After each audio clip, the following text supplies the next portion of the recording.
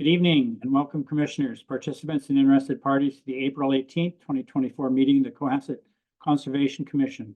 The meeting is now open. I'm Tom Bell, Chair of the Cohasset Conservation Commission, and will be running tonight's meeting as we implement the Massachusetts and Cohasset Wetland Protection Acts and the Cohasset Stormwater Management Regulations. The Conservation Commission meeting is now in session and is being held on a Zoom platform. If you have any questions for the commission, put them in the Q&A section at the bottom of the page, and when called, please limit your discussion to 3 minutes.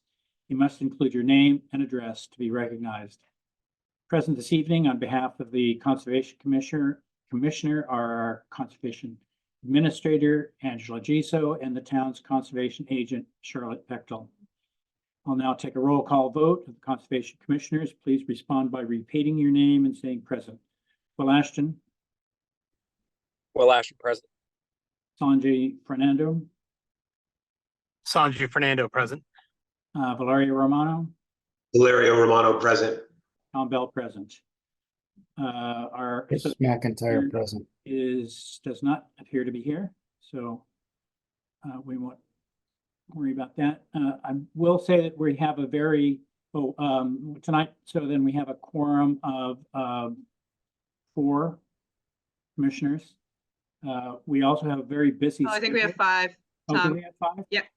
I'm here as well. Chris McIntyre, present. Right. Oh, that's what happened. I missed you. I'm okay. Sorry. I've done that before, haven't I, Chris?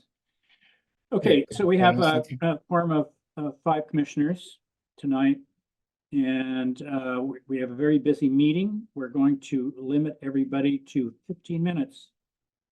15. Charlotte's going to keep the clock, so let's move right along. Before proceeding to the public hearing, the following items are continued. Stormwater permit 2410, 246 Main Street, continued to 5/2. Notice of intent 24/4, stormwater permit 24/7, 98 through 104 Howard Gleason Road, continued to 5/2. Stormwater permit 2406, One Reservoir Road, continued to 5/2. Notice of intent 24/1, 26, 28, 30, 32 Lambert's Lane, continued to 5/2. Show cause 26 Lambert's, continued to 5/2, 24. NOI 2332, stormwater permit 2325, 175 Lambert's Lane, Grassy Golf Cove. That's continued to June 20th, 2024. NOI 2018, stormwater permit 2214, 4 Rose Hill Lane, continued to 5/2. Notice of intent 2217, 22 Atlantic, continued to 5/16. Notice of intent 2110, 183 Atlantic, continued to 6/20, 24. Stormwater permit 1915, 149 King Street, continued to a later date. Stormwater permit 2209, 8 Spindrift Lane, continued to a later date. Some of these are in fact certificates of compliance, starting with NOI 2218. So about half of these are for certificates of compliance, not for hearings.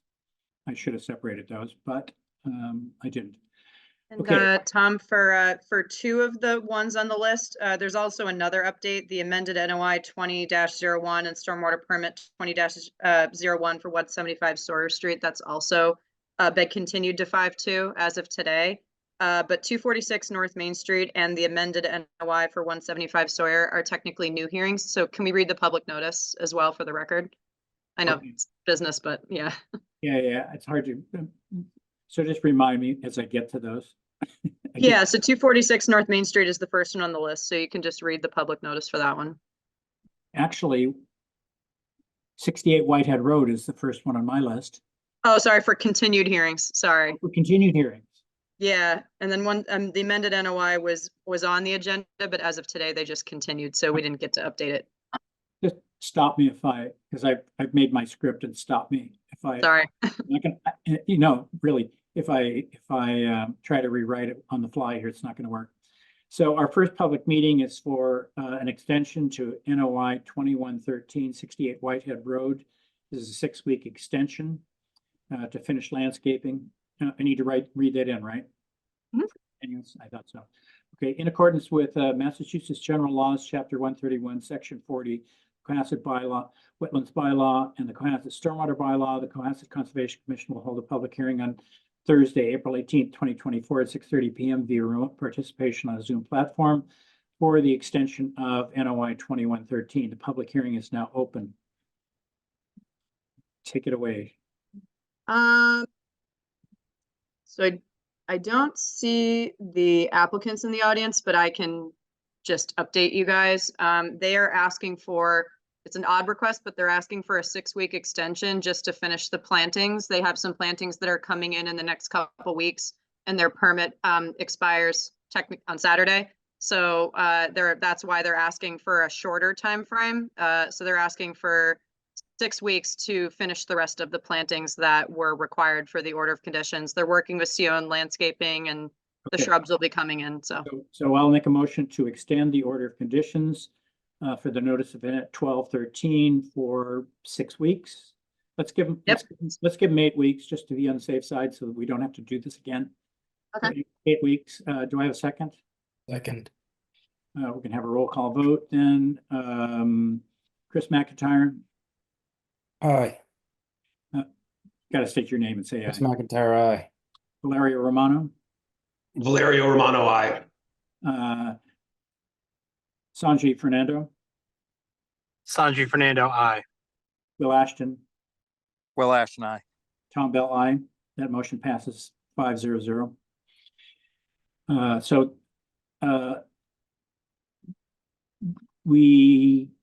Charlotte, do we close this public meeting or do we leave it open? Yep, you voted to extend it, so, So we close it. Okay, so the public hearing for NOI 2113, 68 Whitehead Road is now closed. Next public hearing is an extension of 2117, 502 North Main Street, a new dwelling.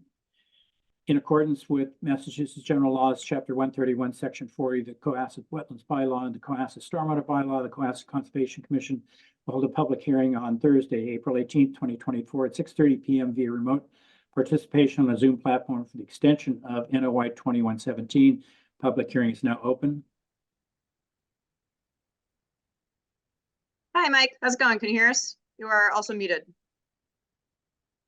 I can hear you just fine, thank you. How are you tonight? Doing great. So do you want to explain your extension request for us? Yeah, so the past couple of years I've been undergoing cancer treatment. I haven't had really a lot of time to put into the project. So I'm coming down the turn now, hopefully to a better result here in August and September, and I'll be able to focus more. But saying that, it's going to take me a while to catch up. So I thought asking for 3 years would give me the best opportunity to do that.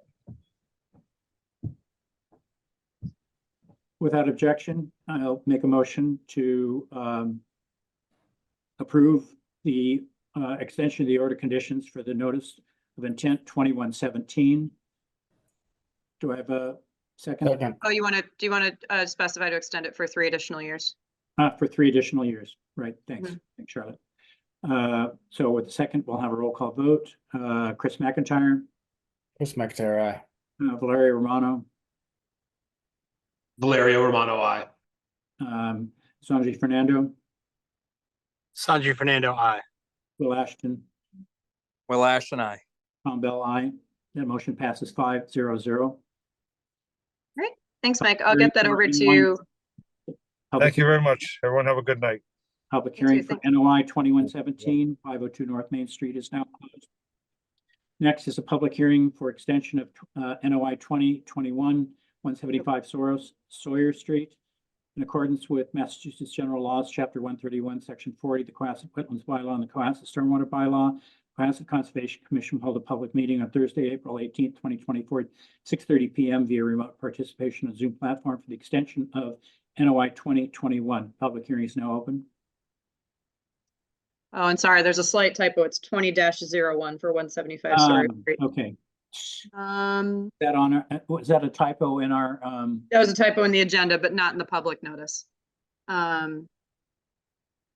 So I don't see the applicant. Mike, if you're there, can you raise your hand and I'll promote you? If not, I can just go through this one too. They, as you may have seen on the agenda right below, they have finished the pool, but they wanted to add some changes, but they have just confirmed they want to continue the amended request, so we won't talk about that tonight, but that's why they're also asking for a 3-year extension to finish the rest of the work as it relates to the current permit and a future amended request. So it'd be 3 years from the expiration date, which is April 26, 24. Okay, without objection, I'll make a motion to extend NOI 2001. Is that correct, Charlotte? Yep. 175 Sawyer Street, and close the public meeting. Do I have a second? Chris McIntyre, second. Oh, sorry, that would be for 3 years, right? For 3 years, sorry. Yep, missing those extension dates there. So Second. Somebody have a comment? Second, that's all. Second. Oh, okay. So roll call vote, Chris McIntyre, Chris McIntyre, aye. Valeria Romano, Valerio Romano, I. Sanji Fernando, Sanji Fernando, I. Will Ashton,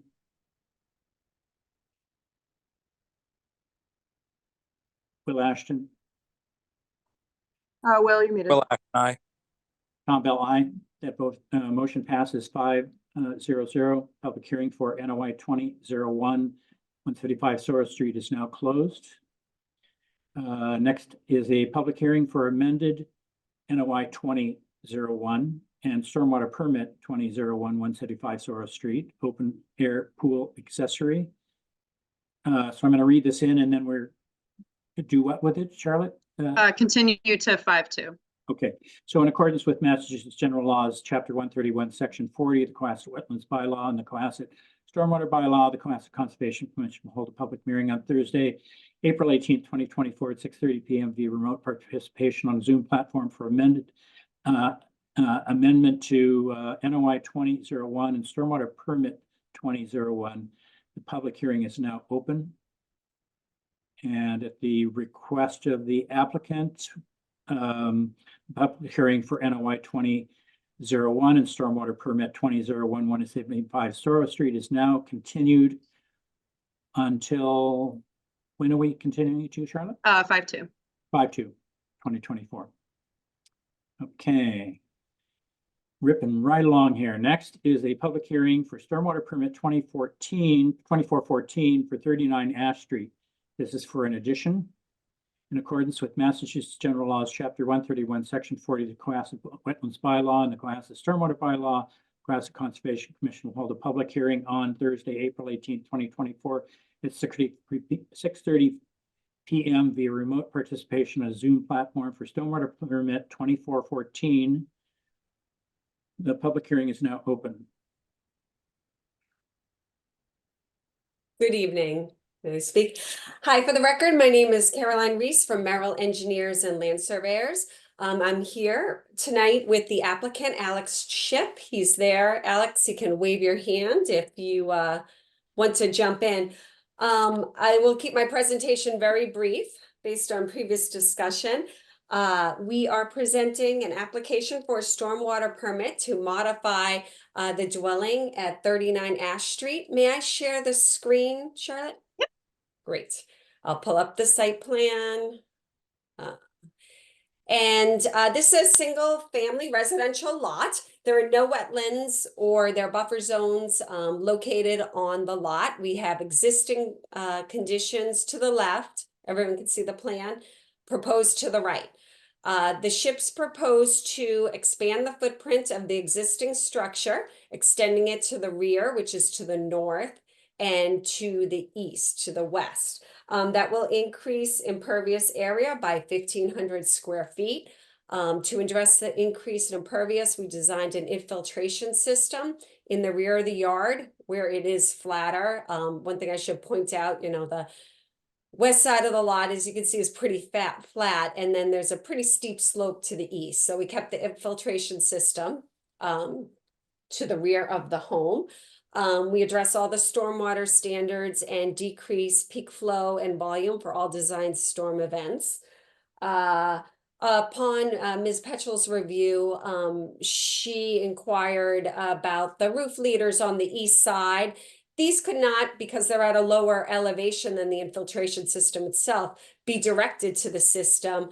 But I think upon her suggestion, she had a good idea. So we added 2 additional 10 by 2 by 1 foot dry wells. They'll encourage infiltration, capturing not the entire roof, but a little more of the roof to add some additional stormwater reduction in peak flow and volume. Although we meet it with the infiltration system, this is just kind of an added, I think, measure. I think that was a good idea, given the steep slope. There is 1 tree proposed to be removed, a little tough. You can see it better on the, gosh, it's not showing up. See the word triple? It's right there. Oh, there it is. You can barely see it. I could expand, to be removed. The applicant has proposed 4 new trees along the property boundary on the east side to replace this one. And, you know, that'll also help kind of absorb some of the runoff. And very brief, but with that, I guess I should just return it to questions. Yeah, yes, could you zoom in on your Sure. Sure, I got test it pit, please? on my test pit. There we go. Okay. So we had, I think, is it Sandy Looms there? Yeah. Let me just expand it. Sorry, it's in a different area of the screen. Can you read that? Yes. Okay. So groundwater was lower. We have a 1 foot deep system, but we had about, what do we have there? Almost 5 feet, 4.5 to groundwater. That's good. Yeah, better than the neighboring property, but this is a more conservative design. We have more than 2 feet from stormwater just based on what we know at 11 Norfolk. And I feel like we're dispersing the area over a wider area before it outlets down that hill, so.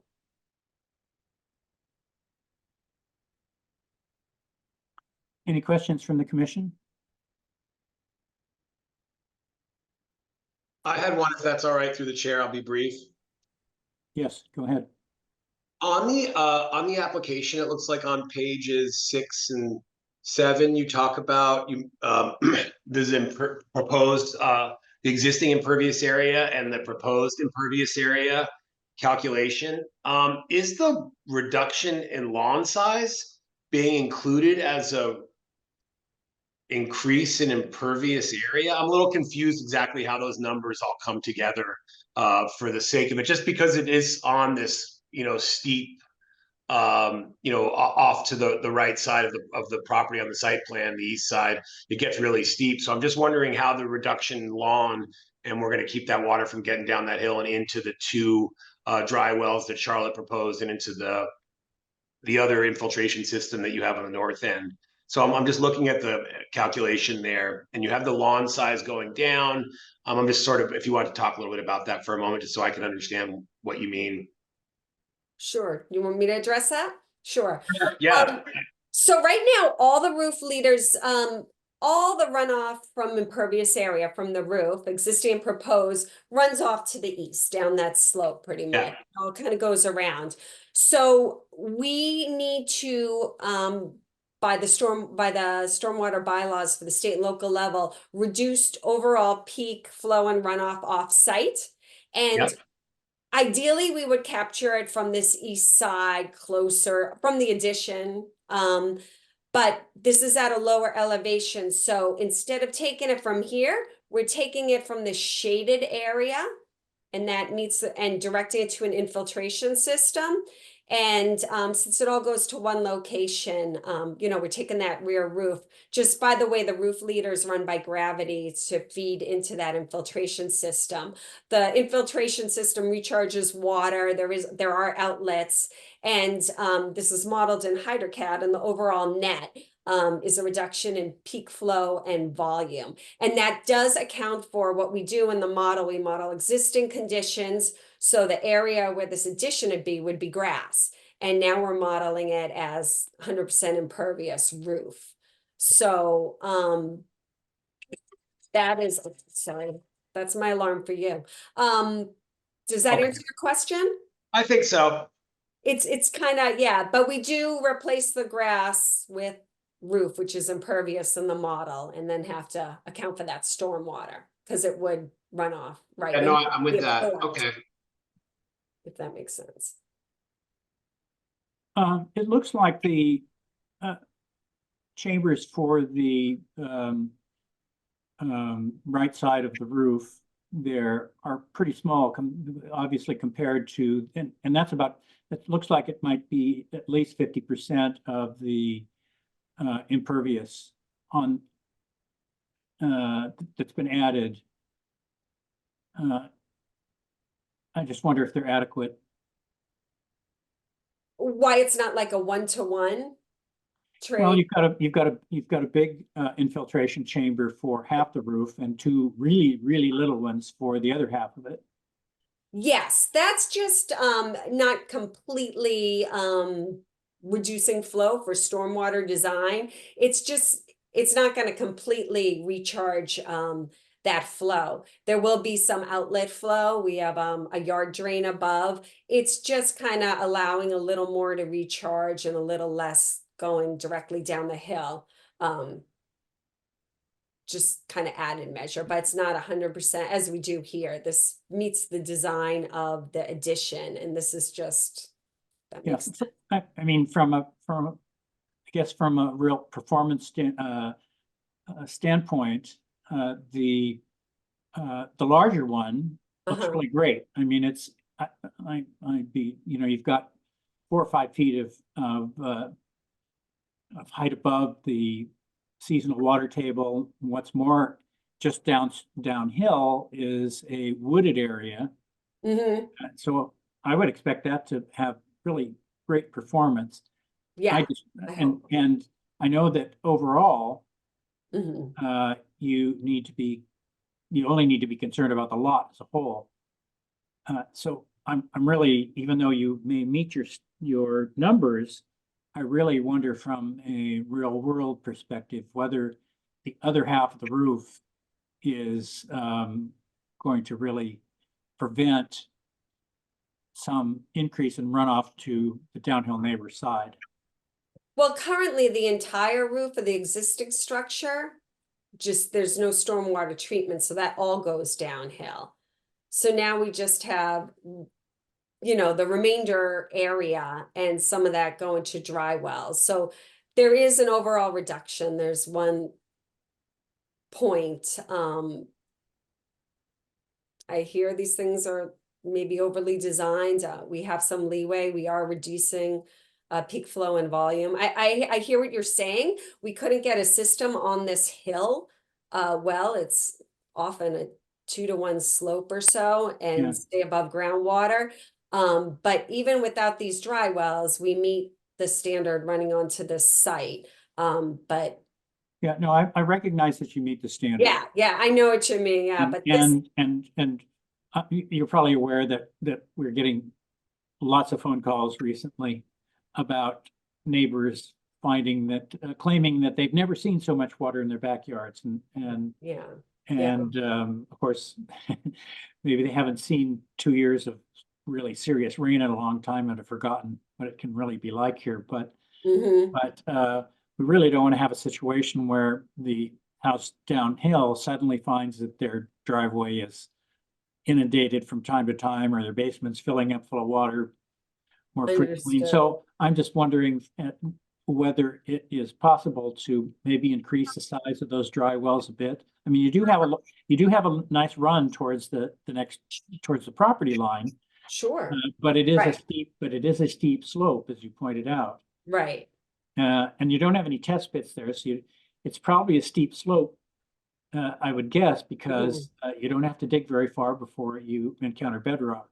Mm-hmm. So maybe you're not going to get so much infiltration there. Mm-hmm. As a gesture, I suppose, towards the neighbors, would your client consider enlarging those somewhat? I'm sure. I'll leave that to him. Could I ask you this? And right now it's all going down a steep slope. We're really just increasing. But I know, as everyone says, before I ask him, time's an issue, the builder's ready. Could we make it a condition of approval if I doubled them? I could make them twice. Yeah, as you make you're making your numbers, Ms. Reed. So- Even better. So, Even better. I mean, we have no basis to deny this that I can see.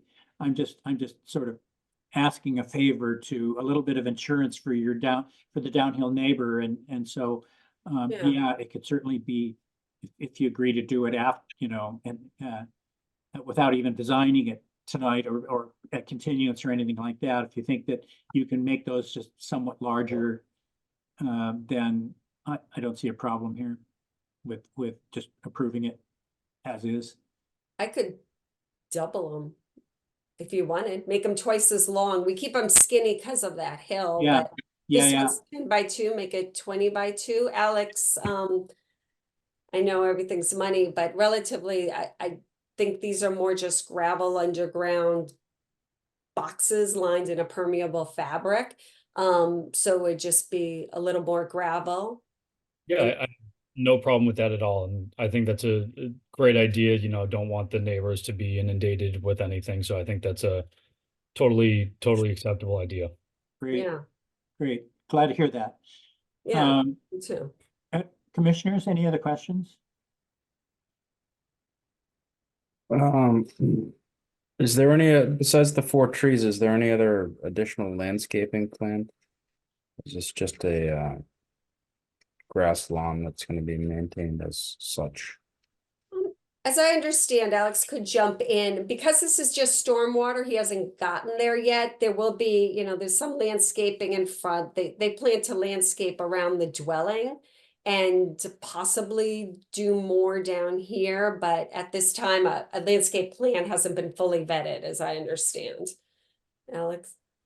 Yeah, that's correct. And I think, particularly maybe something on the front of the dwelling, but nothing has, like you said, nothing just yet.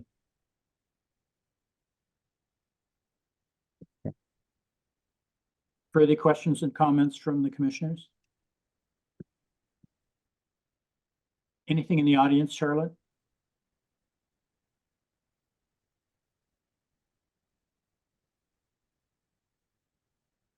Sorry, no, I was looking at the audience. Yeah, no comments submitted.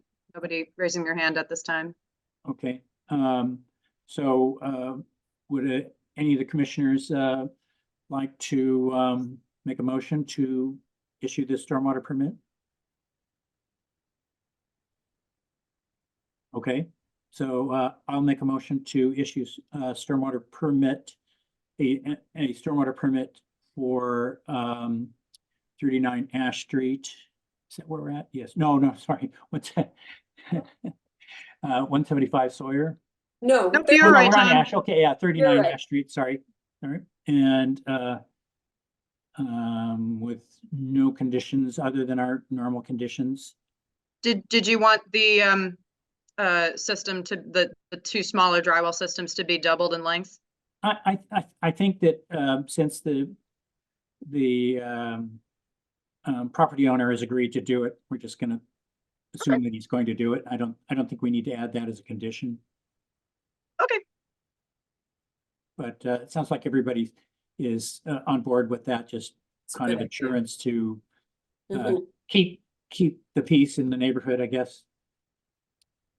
mhm. So do I have a second for that? Second. Okay, I'm sort of lost here. Hang on a second. Okay, so we're gonna have a roll call vote. Will, Chris McIntyre, Chris McIntyre, aye. Valeria Romano, Valerio Romano, I. Sanji Fernando, Sanjay Fernando, aye. Will Ashton, Will Ashton, aye. Tom Bell, aye. Motion passes 5-0-0. Public hearing for stormwater permit 2414 39 Ash Street is now closed. Thank you. Good night. Caroline? Welcome. Okay. So we haven't even touched our 15-minute limit, have we, Charlotte? You were just at it with making the motion, so I didn't stop anybody. Okay, yeah, good. So next is a public hearing for NOI 2410, 150 Howard Gleason Road. This is for a perimeter fence and gate. In accordance with Massachusetts General Laws, Chapter 131, Section 40, the Cohasset Wetlands Bylaw and the Cohasset Stormwater Bylaw, Cohasset Conservation Commission will hold a public hearing on Thursday, April 18th, 2024, 6:30 p.m. via remote participation on Zoom platform for NOI 2410. The public hearing is now open.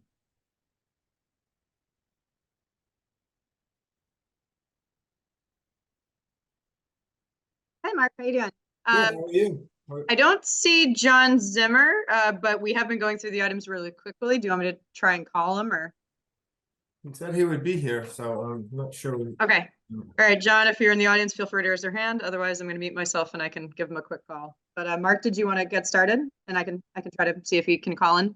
Sure. Thank you, board. Mark Lewis from Boston College, 300 Henry Pond Parkway in Chestnut Hill, Mass. So we are coming to you today because we want to try to delineate our property in some way. There's a lot of new development going in, and right now a lot of people are coming around the property, and the Jesuits kind of want to just keep the property to their own and not have people walking through it all the time. So we're trying to find a way to do this in a nice way. Our concern mainly is just to put a gate at the front entrance, similar to some of the gates that are already on Howard Gleason Road, then to try to do the least invasive perimeter fencing to delineate the property line so people realize that it's our property and not theirs. Charlotte and I have walked the property a couple times.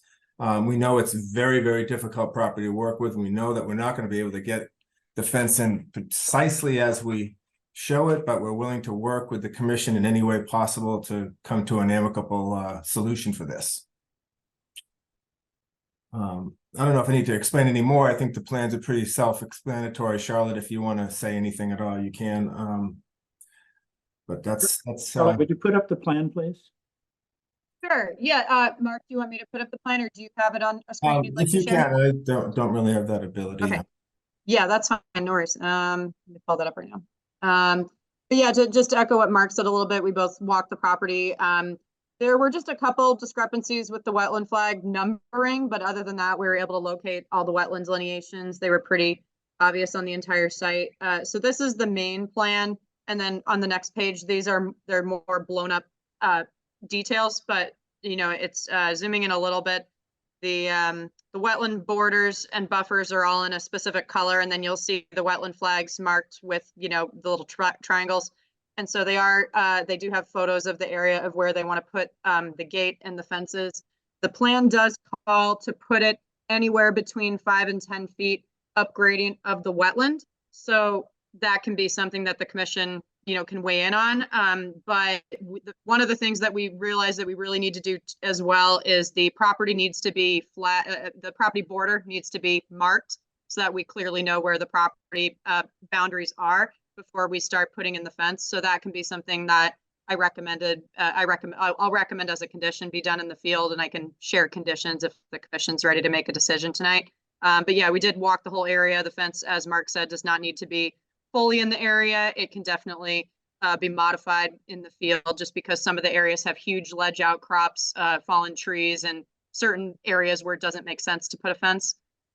So if anybody wants me to look at certain areas, I can, but I was just showing you guys the specific zoomed in areas where you can see the details a little bit better. Yeah, and I think we also thought you might want to come out there and take a look at it as well, because it's really a unique place.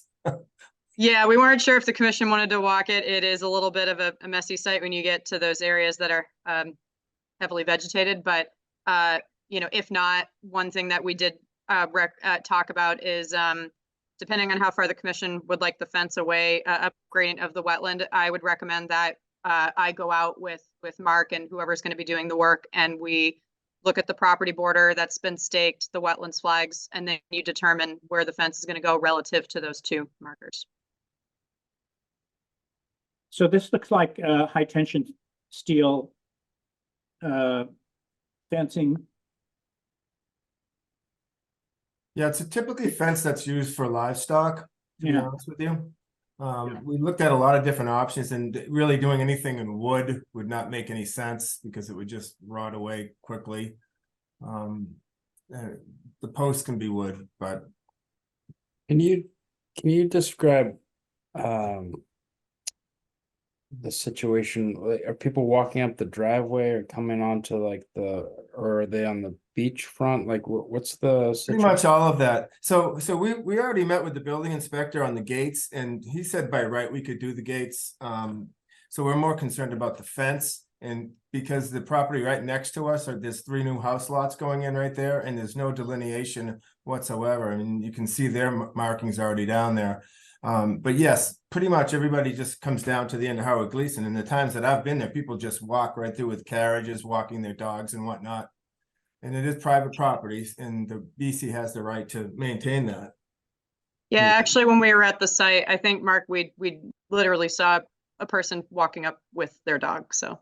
And a lot of Yeah. people come up and drive because it's a dead end, and we understand that, you know, people will get lost and things like that, but you know, we don't want anyone to get hurt. on the side. Yeah. Chairman, this is Sanjay Fernando. I need to recuse myself from this specific hearing. Okay, does that pull us under a quorum? It does, doesn't it, Charlotte? Yes, yeah, you still have 4. Oh, we do? Yep. Okay, yeah, we're at 4 then, right? Okay. All right, I guess one of my concerns would be the livestock fence being something of a hazard to animals that are gonna try to jump across it. I mean, a deer, I'm sure, can clear that fence pretty easily, but if they don't, it's gonna do some damage. Well, we have the prerequisite 10 inches for any small animals to get underneath, and there's enough space in Yeah. between the two, I think, for any other, we can certainly change the dimensions of that so that there's plenty of room to get through it without, I certainly would not want to see a deer get impaled on this. Yeah.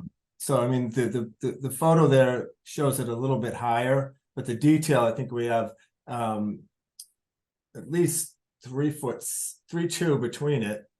But I can make that greater if possible, if necessary. Yeah, I don't think any smaller mammals are gonna have any issues. Right. You just, you know, and for the most part, I think a deer would probably, certainly would be able to clear this without any effort. And just wonder if there were instances where the deer were being chased by a coyote or was panicked that it's gonna hit this very tight fence. I don't mean tight in the spacing. I mean, these things, they put them under tension, I believe, this kind of fence. Sure, yeah. Yeah, so they're really pretty rigid, actually. I don't know that one of the things that I do like about this is very visually, it's very low impact. Well, that was the intent, is to be as low impact as we possibly Yeah. can. And this is. And I can address, this is John Zimmerman with South River Environmental. I can address Hi, John. the wildlife issue. The fencing was designed in accordance with the Wetlands Protection Act specifications, but also if there's a deer that's coming in, they're easily going to clear the post and rail or the post and wire fence. And if they come up to the larger gated area, they're going to move to either side of it before they cross over. So I don't think it'll be a barrier to impediment for deer at all. I guess I also have a question whether we've ever allowed anybody to build a fence in the 50-foot buffer.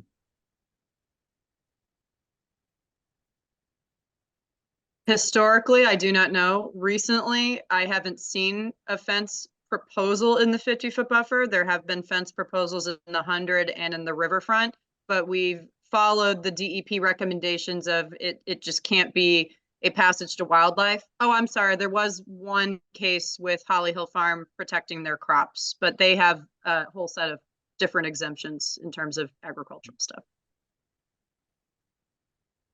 And part of that fence was in the 50. Of similar design.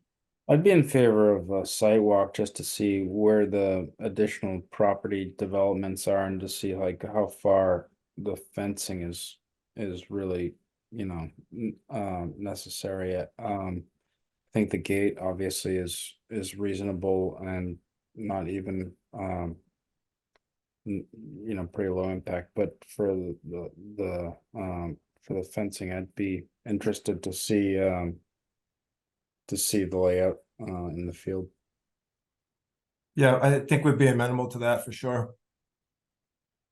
So that would mean we would continue this hearing and set a date, time and date for a site visit by commissioners that are interested, and then resume.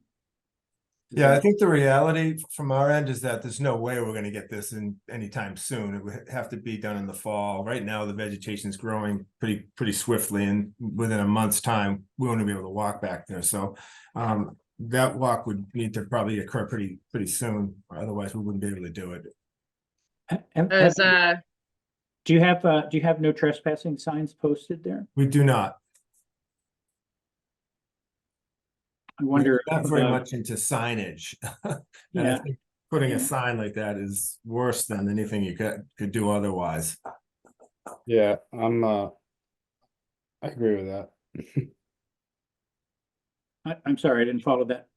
I agree that sometimes a fence like they're proposing is better than a bunch of fluorescent orange signs. Well, they don't have to be fluorescent orange. Well, we also discussed potentially putting markers in, granite markers. If fences weren't allowable, to Yeah. be able to determine. But that wouldn't stop people from coming into the property, I don't think. No, well, the fence won't either. Yeah, no, that's true. People could. If a deer can get through it, a person can certainly go right between those Yeah. wires. Well, the truth is, in most cases, on that side where we're proposing it, you can't go anywhere. You met with a big granite wall or marshy area that you can't penetrate, so. And so maybe that gets back to sort of what Chris was mentioning as for the reason for a site visit, is to see which areas where that fence is actually necessary and where it might not be. Where maybe just markers would be sufficient. So Yeah, I'll make a think- suggestion, Tom, if we wanted to set up a site visit for next week, because we're trying to set up a site visit for a nearby site next week as well. If you guys are up for doing back-to-back site visits, it's a similar area. So Great idea. I can reach out to Mark and do we want Mark and John both to be there, or do you prefer one or the other, or none of the above, or whatever's easier for you guys? Well, I think it's We up to the both want to be applicant. there, yeah. Yeah, okay. All right, so I will, I'll reach out to you guys for availability, and I'll confirm with the commission as well. But anything else, Tom? I just wanted to suggest that might as well kill two birds with one stone. No, I don't have any other comments. I think that once we get out there and walk around, it should be pretty straightforward to understand what's being proposed here. I only had one question. Go ahead. If the applicant would be open to using cedar posts in lieu of pressure treated. Oh, certainly, sure. Okay, thanks. Yeah, so this is, as long as these are sunken concrete as shown in your diagram there, the cedar should be fine. Cedar for all its virtues is only good for, at least in my neighborhood, 6 or 8 years. Something like that. Yeah, we were actually thinking of potentially sleeving these somehow, because, you know, we know we're gonna need to replace them on a periodic basis, whether there could be some detail where we could pour the concrete and have some type of a sleeve that would work. So I'm trying to dream that up, but we can talk more about that. I think I've seen these at Lowe's, Yeah, 4x4 sleeves Yeah. for that very purpose. It's probably a good idea. yeah. Because once you have that concrete in there, and when they do go, and they ultimately will, particularly if they don't slope that concrete away from the post, you'll be back out there in 10 or 12 years and have to drill new holes and pour new concrete, and yeah, it's good to look ahead. Okay, great. But I know you guys are busy, so let's set up a site visit.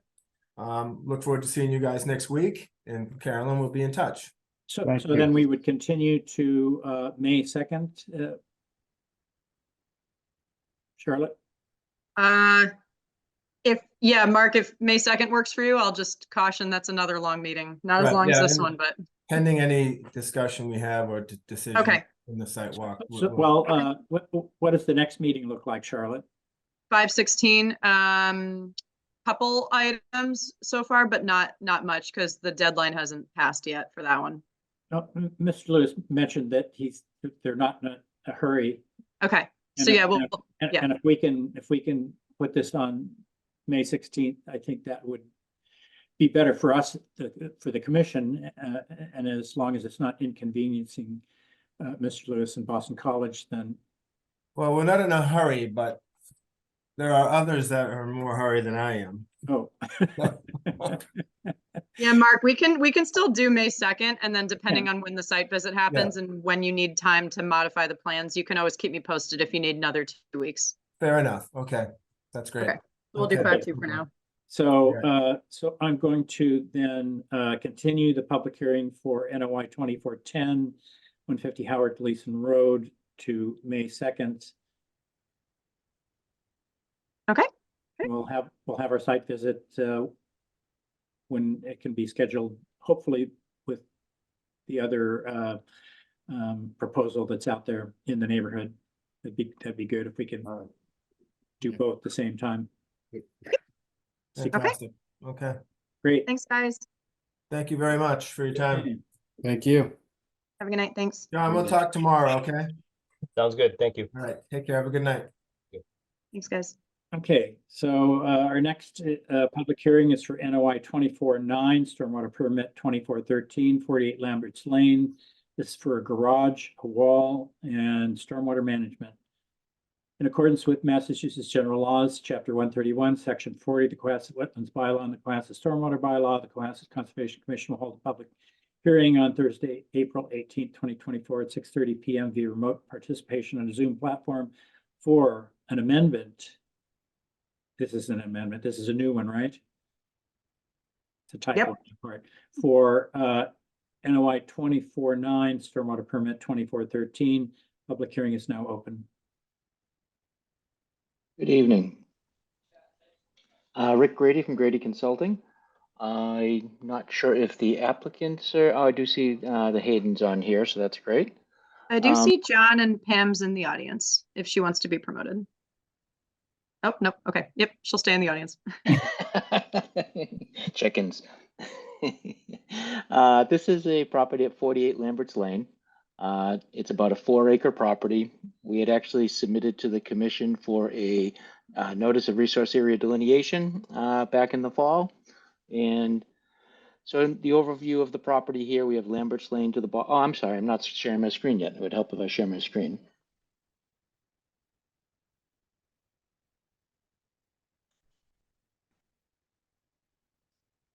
There we go. So we have Lambert's Lane to the bottom of the page here. And as I said, it's about a 4-acre parcel. The existing home is located to the back right of the parcel here. The wetland that was approved under the ANRAD is located in the blue line here. The 50-foot wetland setback in the red line parallel to the wetland line here.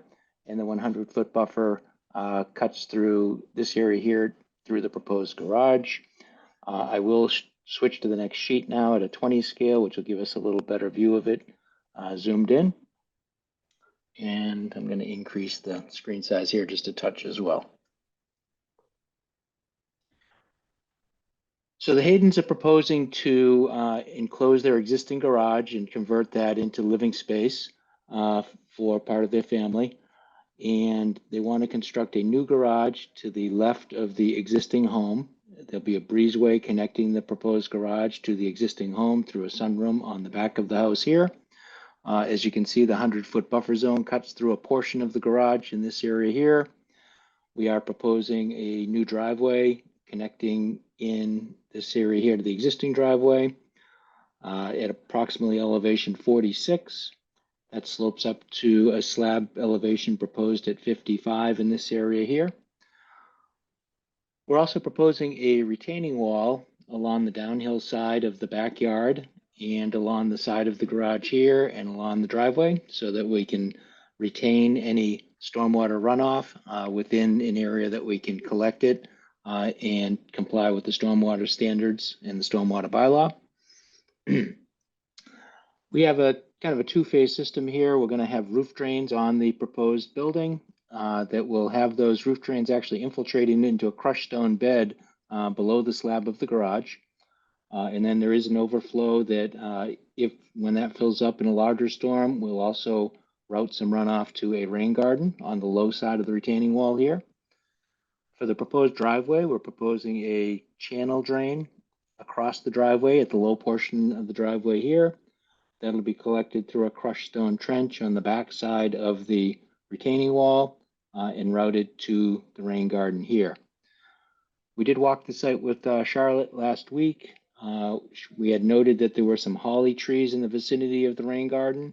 So we added some notes to the plan to remove some existing vines that were in the area that are causing some harm to some of the trees, but to retain the existing holly trees within the limit of the work and to reconfigure the rain garden as needed to retain the trees and maintain the storage volume and to coordinate with us as the engineer and Charlotte as the conservation agent as well. There is an existing propane tank in the proposed driveway here that we can't really put vehicles over it. So we are proposing to relocate that down near the main driveway here to facilitate filling of it and easy access from the propane delivery truck. We will be running a new gas line up to the existing house where it connects currently. There's also some trees that exist. There's some maple trees at the top of the slope and limited the grass in the backyard. We have added some notes to relocate those 4 existing maple trees. I'm not quite sure where they're going to relocate them yet, but they will be bringing in a tree spade to relocate those elsewhere on the property. We've proposed erosion control, which initially was a silt sock, mulch-blown silt sock around the full perimeter of the proposed limit of work. Charlotte had requested that we add a silt fence to that detail. So we have added a silt fence to the erosion control. Charlotte also had a number of comments regarding various plan notes and other housekeeping things on the plan. So we did make those revisions and submit that to the commission following our site walk last week. And I'd be glad to answer any questions the commission may have. Commissioners.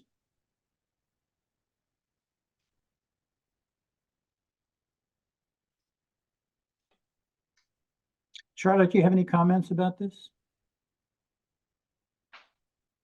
No, actually, Rick did a great job summarizing all that. We were talking about some potential, tweaks to the plan if we're able to move or shift anything. But, since we're in a tight spot already backed up against the 50-foot buffer, I don't think that's, at least, I don't want to speak for the applicant and the engineer, but it doesn't seem like that's likely. But we did, as Rick said, talk about keeping the trees in the rain garden, just, pruning some of the vines off of them and keeping that area clean. And then I do have a set of recommended conditions. And then I don't think, Rick, are any trees being removed in the buffer zone, or are they all being removed outside of the buffer zone? I can't remember if there was one where the garage is going to go. There If are not, a few trees that would be within the berm of the basin here. So we have the existing tree line right here. And those hollies were really just outside of the tree line. So there are a few trees that need to come down for the berm of the garden. Okay. Yeah, that was my only comment. If the commission potentially wanted to see any replacement for those trees, you could probably condition it that way. And then I do have a set of recommended conditions if the commission wanted to close the hearing. I guess I had a question just because I'm curious as much as anything else. Why couldn't we move the garage? I mean, I'm sure there's an obvious answer that I'm missing, but why can't the garage be up a little bit and not, lap over the 100-foot buffer zone? Yeah, but by up a little bit, you mean shifted more towards the Yeah, exactly. backyard? Yeah, So we actually think that we would probably disturb more land area to do that. The approach for the garage would really take up more space and would have more impervious. So by pulling forward, we're actually reducing the impervious a little bit. We need more driveway basically to get there. And we'd also have to look at extending, when we push it back, we're going to start to encroach on the 100-foot buffer in the back here as well. So we think we'd still be dealing with the buffer a little bit, we'd just be dealing with it in a different location. so we might be satisfying or easing the wetlands protection concerns, but exacerbating the stormwater concerns essentially. Yeah, I think we'd disturb more land, we'd increase the impervious, and as we go back, we start encroaching on a different portion of the 100-foot buffer. Okay. For the I had a similar Commissioner? question on a different area. That it looks like the retaining walls at the tallest, maybe like 9 or 10 feet. Is that correct? Like right where the Yes. driveway starts to widen. So- Exactly, the steepest part or the highest part is right near the garage, where it's about elevation 45 at the bottom of the wall and about elevation 54 at the top of the wall. I was thinking more further down the driveway near the 54 elevation, between the 54 and 52. It's just it seems like a tall wall to build that close to the 50-foot without disturbing it, I guess. Because you have your silt sock, your silt fence all jammed in there. So is there any way to push it a little further away to allow for construction there?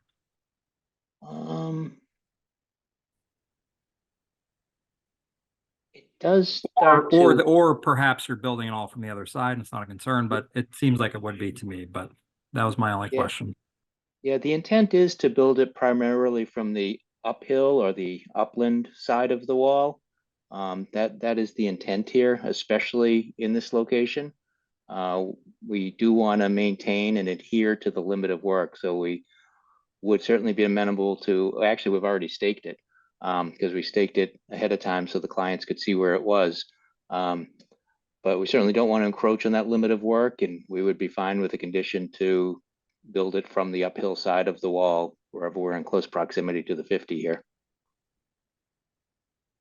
Yeah, I think we probably have a standard condition, or Charlotte has one, about no equipment on that side of the 50, but yeah, something along those lines would be good, I think. Build it from outside the 50. We don't have a standard condition yet because we're still finalizing the order conditions template, but we normally do incorporate that as part of a variance request if we were working in the 50. But you could also will recommend a condition to not have equipment in the 50-foot buffer if that's feasible. Yeah, your limit of work is outside the 50, so we would pretty quickly know that if you went on the other side, I hope. So I think that that condition is perfunctory, but I think we should put it in anyway. And we're fine with that condition. We think that's very reasonable. So as I look at this, there actually is a lot of room to pull yourself out of the 100-foot buffer. You've got a very long corridor between the main house and the garage. The garage could be parallel to the house. It could be moved farther, planned north, particularly if it were parallel to the house. You could pretty much get that garage out of the 100-foot buffer. And you're really crowding the 50 here. There's a lot of, it looks like there's going to be quite a lot of fill here. Yeah, so I'm not real sure that this is that it's such a good idea to have so much disturbance in the 100-foot buffer here if it can be avoided. And it looks to me like it could be avoided by putting that garage parallel to the house, moving it a little bit planned north. It's going to scoot your driveway over a little bit. Hopefully you're not going to have to put so much fill in here. And again, right up against the 50-foot buffer, you're essentially going to make a cliff right on the edge of the 50-foot buffer that does not exist now. This is a fairly substantial rearrangement of the topography. And I would like to see that fit into the topography a little bit better. I think that the driveway would likely remain the same as we do the approach here. No matter what you do, your driveway is going to be in the 50-foot buffer, but again, it could be moved to plan northeast a bit to so that you don't have to have a cliff necessarily next to that 50-foot buffer. Yeah, by a cliff, do you mean the retaining wall? Because I think we'd be Retaining into the wall, retaining yeah, wall yeah. no matter how you I'm just reconfigured looking this. I'm just looking at the contours here. Existing, what is roughly 46 feet right there where it says 50-foot wetland setback. Yeah, right about in that area, 45.4. So, you know, what are we talking about here? 7 feet. That's not insignificant. No, it's not insignificant, but I also do think it provides a permanent barrier or demarcation of staying out of the 50-foot wetland setback as well. Well, there is a 100-foot buffer here too. And that seems to be being ignored. We're generally not as strict about the 100-foot buffer, but it is a wetland buffer. And it should not be ignored.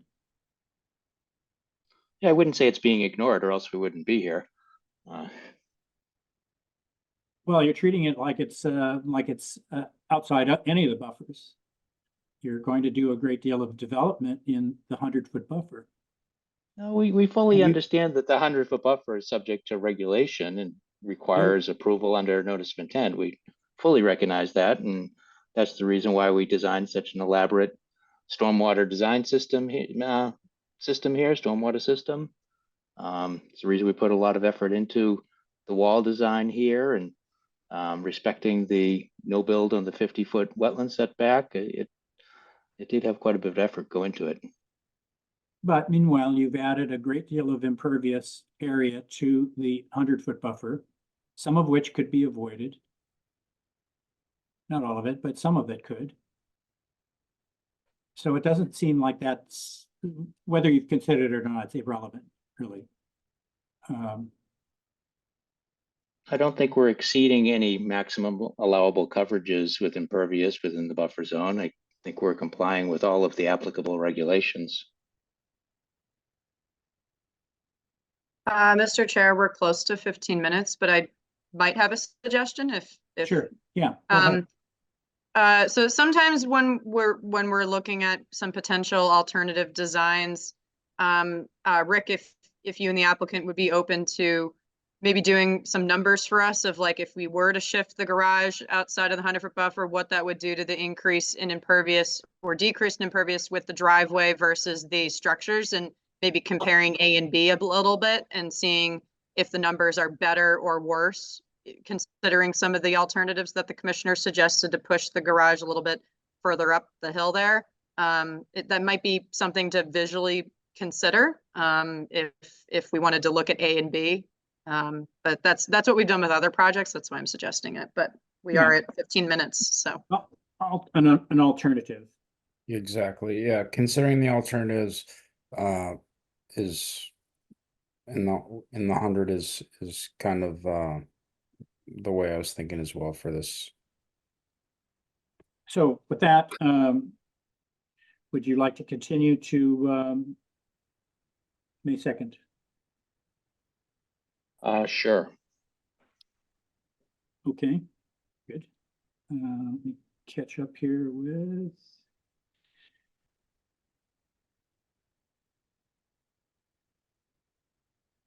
So the public hearing for stormwater permit 24-8, NOI 24-8, stormwater permit 24-11. Oh, that's the wrong one. That's King Street. Hang on a second. Public hearing for NOI 24-9, stormwater permit 24-13, 48 Lambert's Lane is continued to May 2nd. Should we take a look at this, commissioners?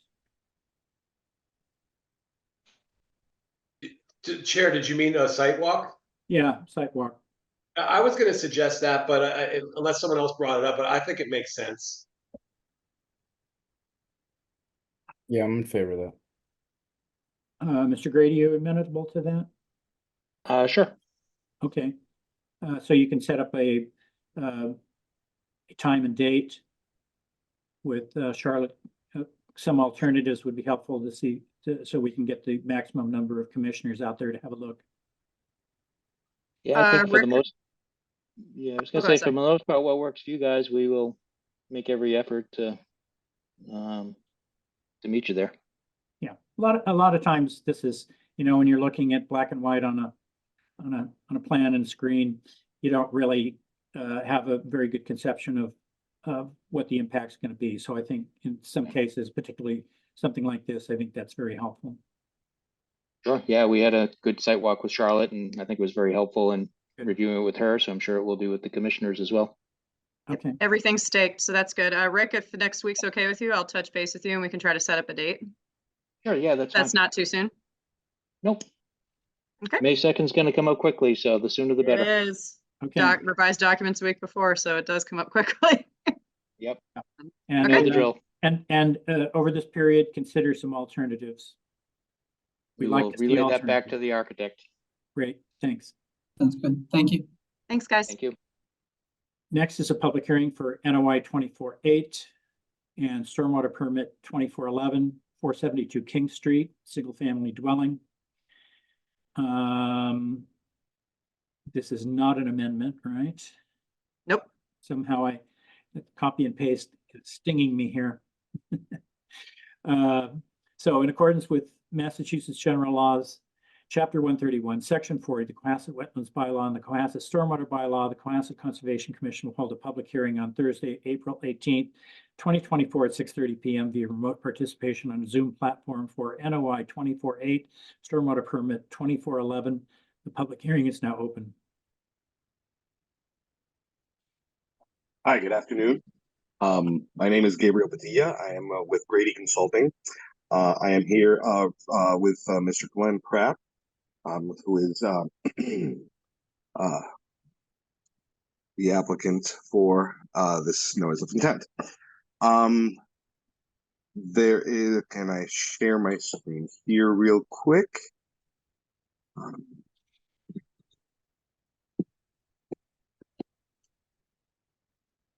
Right. And you see, okay, so perfect. Mr. Pratt is proposing to build a single family home on a recently lotted area. This recently went through a Form A. We joined some lots.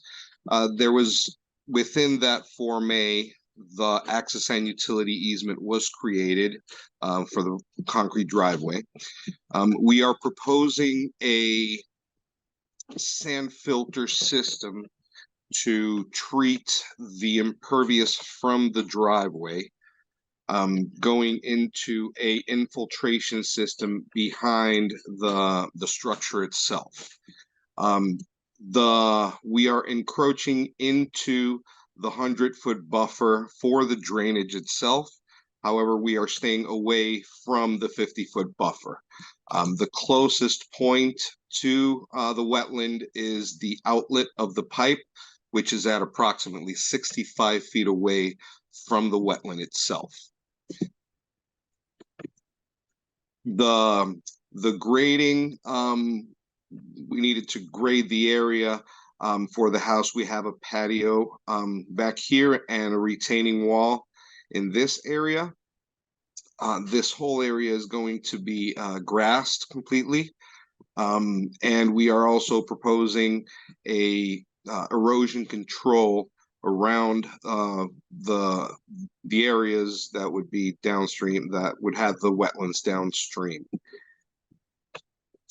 We also had to, we did some test pits out in Excuse the me, field. Could We you found zoom more. in on this a bit? You're talking course. about a small area, but we're looking at a big area of the map, so Is that okay? that's much better. Thank you. That's better. Perfect. We have the galley system, underground galley system, which will be the infiltration system for the development. It is big because we are turning the area from woods to mix between impervious and grassed areas. This system, as it is, infiltrates more than is required for recharge. So we are increasing the amount of recharge and decreasing the volumes for the volumes and peak flows from the stormwater runoff.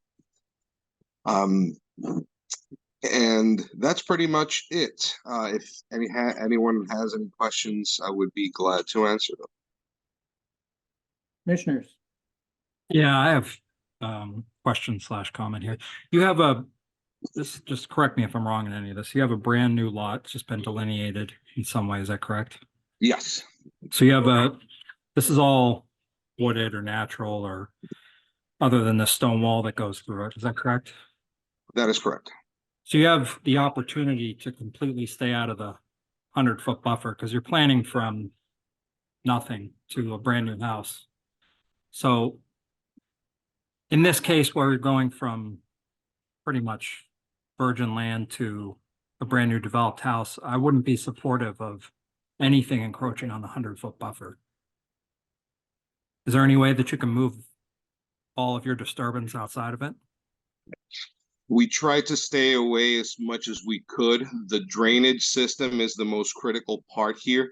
And the reason it encroaches so much into that area is because of the depth of the system,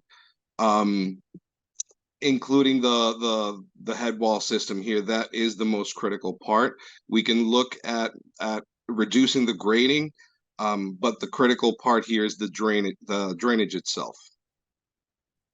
Yeah, I think that, I mean, adding 6 feet of fill, I think it's 6 feet, something like that, of fill right at the edge of the 100-foot buffer that's going to speed up any runoff, especially once you get rid of all the trees that are there, I don't think that would be something that I would approve for something that's brand new development. I would like to also note that all the impervious from the house itself is being infiltrated completely. So the amount of runoff that is going down that area is minimal, which would be pretty much this corner here. The rest of this goes here. But I do understand your concern, yes. so you can see even from the last hearing here, which you guys are also involved in, that we're concerned when we see these grades, these natural grades, suddenly be replaced with some very steep grading in the 100-foot buffer. And I'd want to see some sort of some alternative to such high grades here. We could definitely take a look at that. Yes. And that might require that you back up to the plan southwest, actually to the actual southwest here. I see north arrow. Back construction up in that direction so that you don't have to create these really pretty steep slopes and replace what is a somewhat more gradual slope. Yes, we will definitely take a look at that. Yes. Yeah, and you know, you've got some of your infiltration again crowded right up against the 50-foot buffer.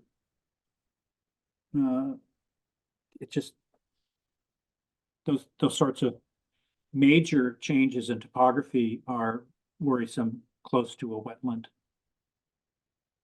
Technically, yes, you do make your numbers, but from a practical standpoint,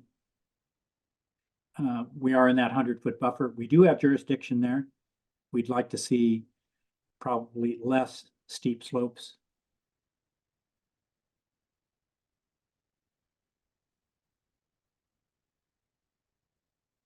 We'll definitely take a look at that, yes. Do we need to take a look at this, guys, out in the field?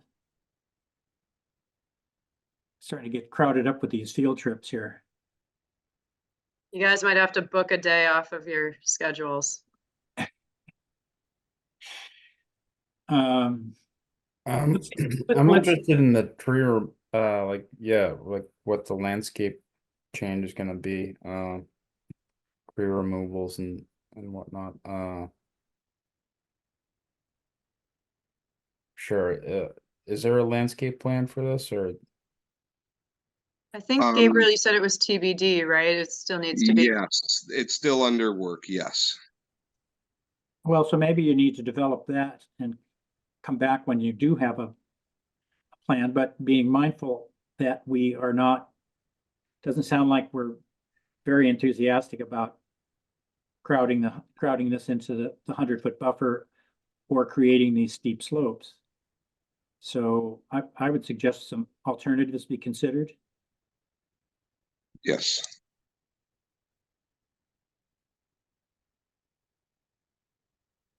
Okay, so we're talking about a continuance here as well, it sounds like to me. Yes. Okay. Any other comments or observations or questions by commissioners? We want to give the applicant as much feedback as possible here, I think. Well, so I mean, I guess after, oh, sorry, through the chair, I guess after a landscaping plan, so we can get an idea of what, will be, further as to what may be removed and added. I mean, I wouldn't object to a site walk. I guess one of the things that I just started out a question about, you talked about, the one, other than the grading and whatnot, there's the pipe that flows out at about 65 feet from the wetland. Is that what you said, Mr. Padilla?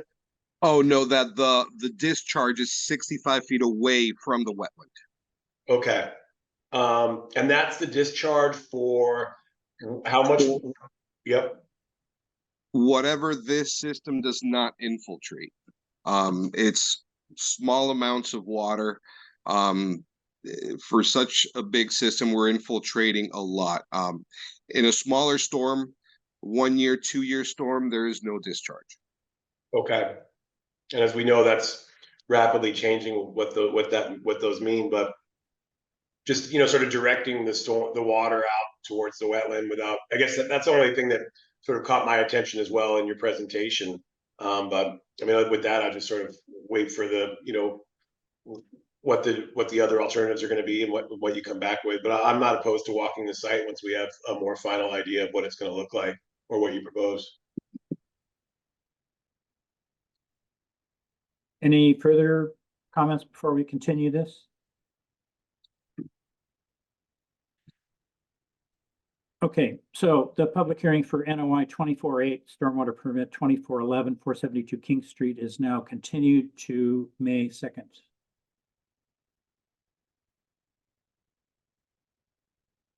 Gabriel, I'll give you a call maybe tomorrow or Monday. Maybe we can touch base about next week. It sounds like we might just rack and stack all the site visits. Yes.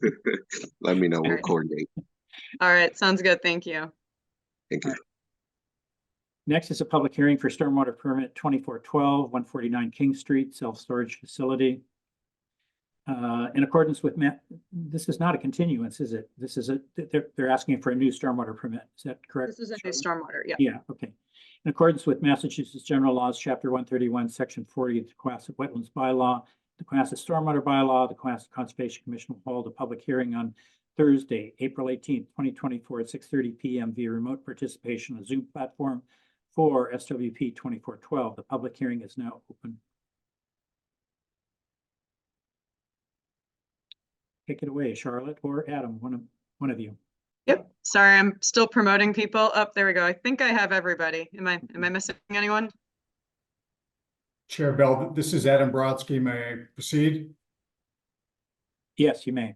Thank you. Good evening, everyone. As you know, my name is Adam Brodsky. I'm a local environmental and land use lawyer, and I represent the applicant Premier Storage Investors, or PSI.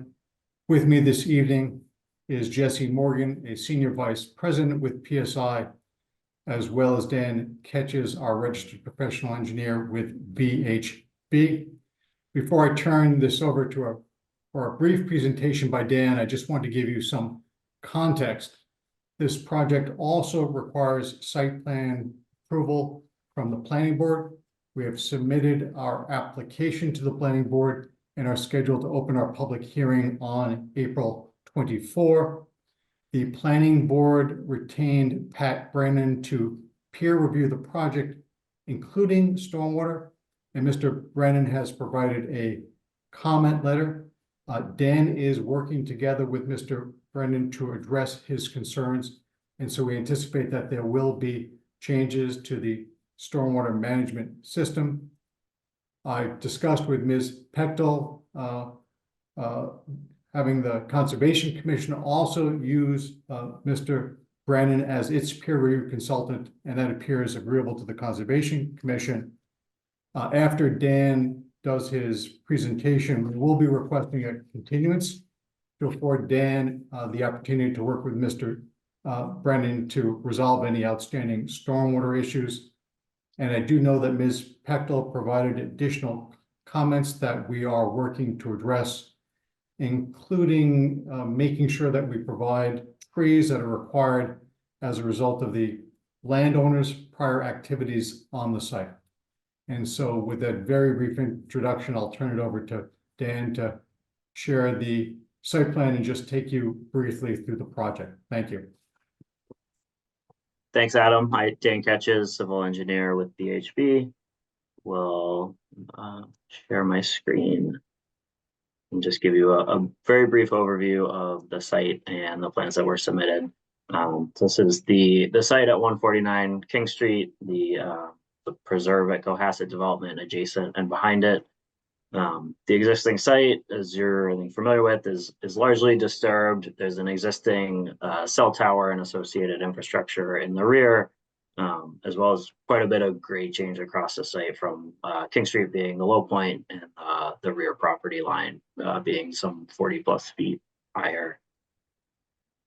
The proposed site includes a 4-level self-storage facility, a new curb cut from King Street, exterior parking, covered parking and access in the front of the building. The existing cell tower and infrastructure and fence enclosure will remain, and there'll be a reconfigured access road to provide maintenance access to that. The proposed stormwater, in short, I'll give you a summary of what was submitted. As Adam mentioned, we have received the peer review comments as well as the written comments from Charlotte, so we're in the process of working through those, and we do anticipate there'll be some changes to the stormwater design proposed as a result of those. What was proposed includes a series of surface inlets for surface runoff, catch basins, area drains, as well as roof leaders that will pick up all of the roof runoff. Includes a subsurface detention system as well as a surface bioretention system, and together those provide peak rate reduction as well as the water quality treatment before being discharged towards the King Street right away. Again, we anticipate some changes coming, and we look forward to working with Pat and the commission to resolve the comments we've received to date. Happy to go into more detail, answer any questions. Commissioners. Oh, Tom, before we do that, did you want Pat to present his initial report? Yeah, sure. All right, thank you, Mr. Chair. Pat Brennan with PGB Engineering. As Attorney Brodsky mentioned, I was retained by the planning board to review this project for site plan review. While doing that, I also look at the stormwater because it's a big part of that. So, my initial comments I had some questions in relation to the impervious area on site. They had reported 39%, whereas their drainage calculation showed a little over 40%, which requires a special permit in the Water Resource Protection District. So I'm sure they're going to work on that. But my biggest concern was with their drainage analysis. As Dan just mentioned, their stormwater, they're treating the stormwater and they're reducing the rates. However, they're not doing any recharge. So the volumes are increasing, obviously, because with no recharge and turning a good portion of the site impervious, almost 40%, the volumes are increased pretty significantly. They had some test pits that they had performed on site. I also, they had a septic system designed for the site as well. So I asked the Board of Health for any records that they had for test pits on site. In their stormwater report, they had mentioned that they thought that that recharge would be infeasible due to they did a falling head permeability test, which is a lab test, which yielded a 0.094 inches per hour rate for infiltration rate. And then they had some perched groundwater. But the test pits that the Board of Health provided, which were done in 1998, 2001, and 2020, they all indicated that there's a sandy loam to depths of between 10.5 and 16 feet. And then there's sand underlying that sandy loam layer. The infiltration, the RAWS rate for the sandy loam, which is what the DEP stormwater standards prescribe, is 1.02 inches per hour. And the perk tests that were performed in the sand material range between 2 and 10 minutes per inch, which gives you corresponding RAWS rates of between 8.27 and 2.41 inches per hour. They also did a soil classification, a soil textural analysis, which showed that in some of their test holes, excuse me, they had a loam soil texture, which is 0.52 inches per hour. And now all of these rates are still greater than their falling head permeability test of 0.094. And the reason why I questioned it is because with a new construction, you cannot install a septic system with a perk rate of greater than 60 minutes per inch. So, obviously there's soils out there that support a septic system. So my stance was, well, if you can support a septic system, you ought to be able to recharge some of this drainage as well. So I, kind of went through it, made some suggestions on what they might be able to do, some ideas of what they could look at for more feasibility. And then obviously if they find that it's really not feasible, which, I think it is, and the commission were to grant a waiver from that requirement for the volume, then I was going to ask them to, investigate the downstream, because it's going to discharge to the stormwater system in King Street. So I want them to look at where that's going and what that increase in volume would have for impacts downstream. So, that's what I went through with that. And then I had some other questions about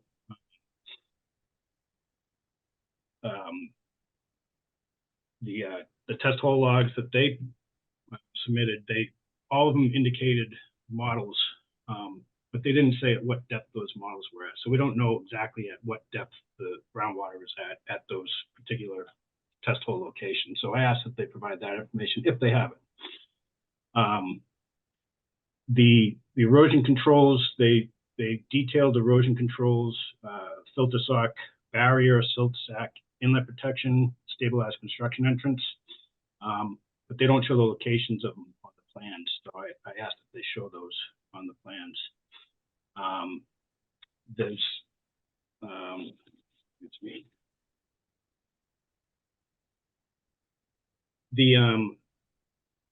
Where the discharge is currently proposed, it's that riprap apron that was on the plan over to the right. That's extending into the King Street right away. So, obviously if it's into the right of way, whether it's DPW or Mass DOT that controls that right away, they're gonna have to get permission to actually construct that over there. And you know, those are basically the stormwater issues. The biggest issue is the volume. Trying to get some recharge on site and trying to figure out a way to do that. And you know, that was my biggest comment. It took up probably a page and a half of my letter. But you know, I'd be happy to answer any question. You know, I understand they're working on it, but Charlotte asked me to present these findings to you so that you're aware of where we're at in the review. And then, you know, I'd be happy to work with Dan to try to resolve these issues going forward. Thank you. Clearly, it's an issue that we need to be concerned about. This is a state highway, major thoroughfare through Cohasset, and the last thing we want to see is sheet flow across King Street. So obviously, these are serious issues that need to be addressed. It sounds like, Mr. Brennan, you identified a solution for the applicant to infiltrate more of their runoff. As I look at that plan, I am concerned about the long access road to the cell tower, which could very well be shedding a lot of water from higher up, even off the property. And I wonder if the ability to capture that water where it joins the main driveway or parking lot there is adequate. Yeah, you know, one of the things they may want to look at is a trench drain across the driveway to help capture that. That's not what they're using. They're using their catch base. They're pitching it to one side and have a catch base.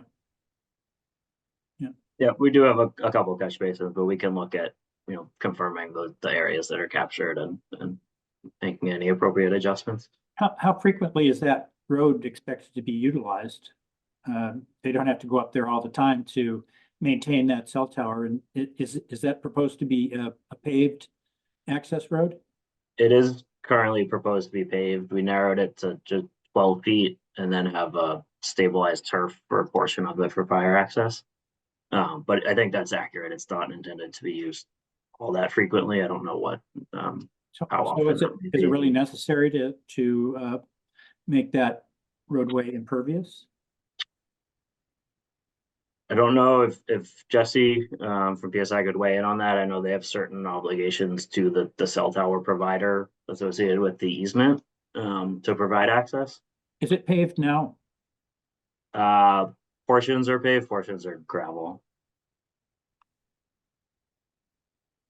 To weigh in, to answer your question, it does, you know, they probably get anywhere, their estimate is 1 to 3 visits per month. And, you know, granted the existing condition is what it is, but their easement is required to have a certain matter of delivery for their operations, and it is a 12-foot wide paved drive is what they'd like. What they'd like, but is it required by contract or? Chair Bell, I've made note of that issue and I'll discuss it with the client. I can't tell you that I'm familiar with the lease terms tonight, but I've noted your concern. Great. So it sounds like, Mr. Teaches, you are taking Mr. Brennan's recommendation seriously, and you're doing a redesign based on his findings. Yeah, we appreciate all the input. We've been working with our geotechnical engineer and reviewing the soils. We think we have a path forward, and you know, I hope to reach out Pat to review it informally before we resubmit. Okay. So obviously we can't make a decision tonight until we've seen those revisions. I guess I would say to the commissioners, now's the time to weigh in to help the applicant understand our concerns so that we don't have multiple meetings about this, hopefully. So any questions, further questions or comments would? I have a couple, Mr. Chair. Yeah, go ahead. Are you required to get a Mass Highway access permit or drainage permit? Are you tying into their drainage system? We're not proposing a piped connection to the drainage system, but we will require a state highway access permit for the driveway, any work in the right of way. But if you increase flow from your driveway onto the state highway, aren't you required to get a drainage system permit or not? We don't know offhand. We might have to consult with DOT. I think that'd be part of the access permit process where they would likely review the stormwater. Again, we are decreasing rates, but we are looking to significantly decrease volumes as well with the revisions. Yeah, just with it being a wider paved system without a trench drain, unless you're changing it to a trench drain, then I guess it wouldn't matter. But and then this go ahead. Sorry. I think the challenge is at the grade. So we putting a trench drain at sort of the bottom on King Street. The only way we could tie that in would be really getting it into their drainage system, which typically DOT is not in favor of. But yeah. The other one was, like you said, with the grades. I can't tell if it is net fill or net cut because there was a lot of all over the place. Do you know offhand if it is? Anticipating net cut, the building will be cut into the hill. Okay. And I heard you mention a geotech. Do you have an LSP for this project? A license site professional. So I'm sorry, so the geotech would not necessarily involve a licensed they're not always the same. professional who is a hazardous waste professional. So there are no, we have one. I don't know that there's any indication of any suspect materials on site. Jesse, I don't know if you have anyone you'll be bringing on board. There is not any suspect materials to that regard that would require that, is our understanding. I would just be interested if it is a net cut, where the soil is being exported to and who verified that it's less than RCS1 or whatever level that it is. So if you have an LSP that could write a letter stating that, that would be good. Again, Mr. Ashton, I don't believe there's any indication of any oil or hazardous material on the site, so there would not be. I'm not saying hazardous. There are other categories of soil other than hazardous that are required to go to different landfills. Only if they contain levels of oil or hazardous material. You can have low levels of contaminants which may not be reportable concentrations, which could be, for example, used for landfill. That soil would need to be characterized. But again, there's no indications. You have brick, wood, cement, things like that. So you're talking about solid waste. It's not hazardous waste. Yeah, I'm not talking about hazardous. I'm talking about anything that's greater than RCS1. It's characterized as urban fill, and it could be old building debris mixed in the soil, asbestos, which we've seen commonly, and this site would be probably high probability, or there's been dilapidated buildings on this location, so it's a valid point. That was my whole point. This is. Can you guys comment on the history of this site? What Chair Bell, I can't. I have a cursory understanding of the historic uses. Having said that, I think we're getting a little bit far afield of stormwater review, but I'm noting the concern and we'll try and be responsive. Okay, that sounds good.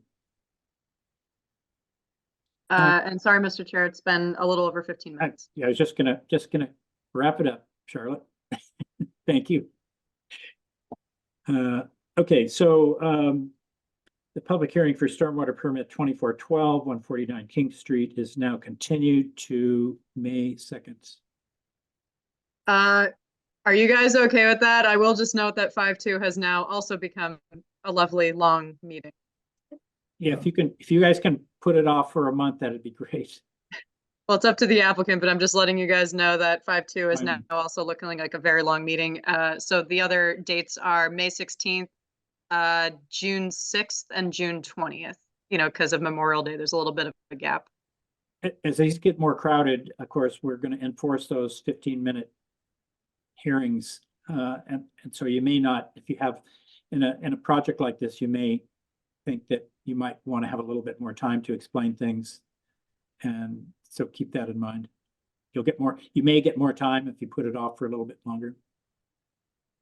Chair Bell, I'm gonna be guided by Dan's schedule and what he can turn around. Yeah.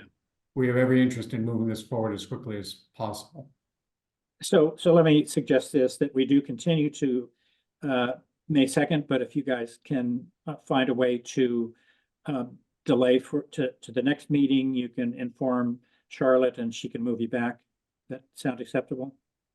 And Dan, just a quick reminder that revised documents would be due a week before, so I know that's a little tight, but yeah, if you find you need a continuance, you can always email me and request a further date.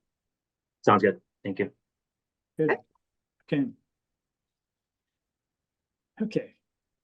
So next is a resumption of the public hearing for NOI 2405, stormwater permit 2408, 74 Black Horse Lane. This has been continued from March 21st. To convert a barn to SF dwelling, single family dwelling.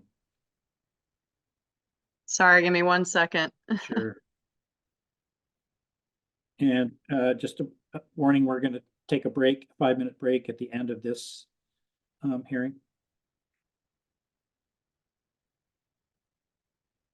I didn't mean to spotlight Adam by accident, but when people jump off before I can move them to an attendee, the list gets all messed up, so.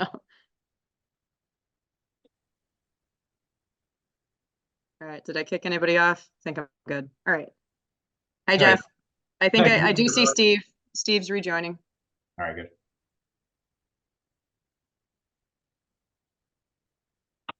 Steve, is there someone named Joe also here for you, or is Joe Callahan related to this project? No? Okay. Not that I'm aware of. No, it's okay. All right, good evening, everyone. Jeff Hassett here for the record. I'm here with the property owner, Steve Callahan, and this is a continued public hearing. We filed an NOI and a stormwater permit for an addition to the barn, as well as a reconfigured driveway.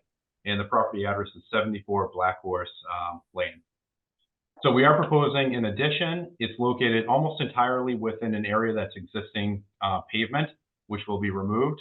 And there's also a brick patio with concrete joints here. So that's impervious as well. That's being removed also in addition to the area that's hatched. So we presented this to you at the meeting 2 meetings prior, and we've submitted a revised plan dated April 10th, and I'll run through the revisions. The main thing we talked about at the last meeting was that we were providing mitigation off-site. We were proposing to remove asphalt on the property immediately adjacent as mitigation. You were not in favor of that, so we've eliminated that from this application. Instead, we're proposing a portion of the driveway, the turnaround portion, to be pervious pavers instead of being entirely asphalt. And also, more significantly, in my opinion, is we're adding a mitigation area right along the edge of the lawn, along the resource area. And we've submitted a mitigation plan here put together by Brad Holmes.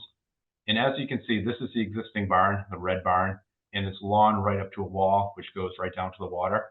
We're proposing the first 3.3 feet of this grass will be removed and then planted with a strip of native woody shrubs. And here's a table here. So along that strip, rather than being grass, it's going to be 40 1-gallon goldenrod shrubs. Would you zoom in there? Would you zoom in, Jeff? Sure. Thanks.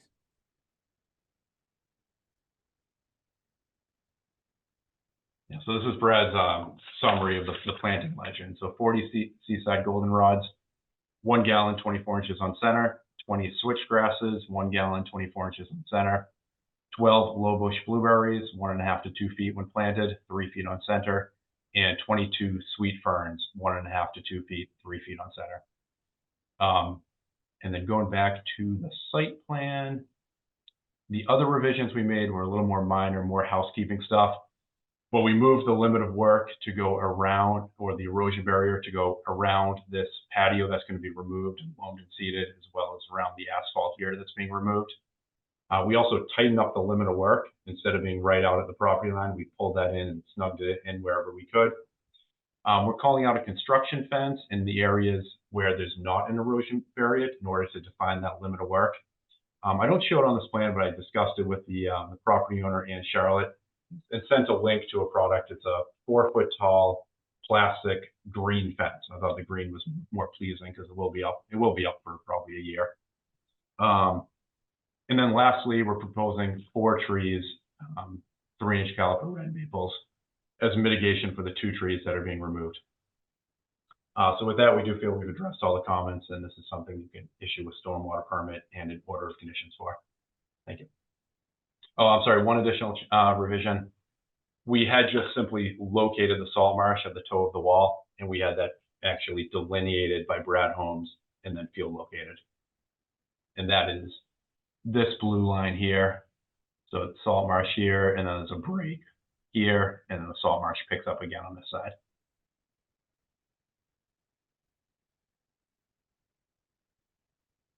Commissioners.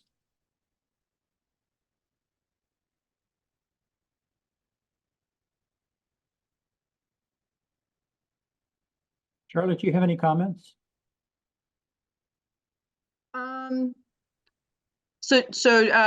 Just a quick note that they had originally submitted an RDA to remove some of the pavement at 70 Black Horse, but that was withdrawn given the changes that Jeff just described.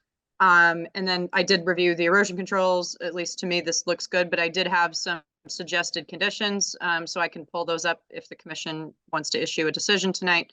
But other than that, no other comments. Back to you, commissioners. Read your conditions, Charlotte. I'm going to read them. I'll read them quickly, but I can pull them up too so you guys can read as I'm talking. Jeff, can I share my screen? Yep, all yours. Thank you. All right, so a lot of these relate to the mitigation. So I looked at Brad Holmes's plan, and I just had some conditions. This, until this condition goes in the template, I apologize. I will be adding it as I see fit. And then prior to any landscaping activity, the required mitigation, planting, erosion controls need to be installed, because those might be installed later, just to save ourselves the time when they're working on the house. We might just have to install those later. And then all site dewatering shall be coordinated with me and any appropriate town staff. And then wanting a completion report submitted in writing with the photographs and status of the plantings. The report shall include a list and summary of all plantings and the seed mixes as required. And any substitutions per the direction of the wetland scientist. And then the report can be included with the issuance of a COC and then the inspections that we've issued for other projects. And then I just added pre-mitigation, to landscaping, and then a pre-paving inspection just to make sure the driveway is going to go in the right place. Usually Morse will stake that limit of work out. So.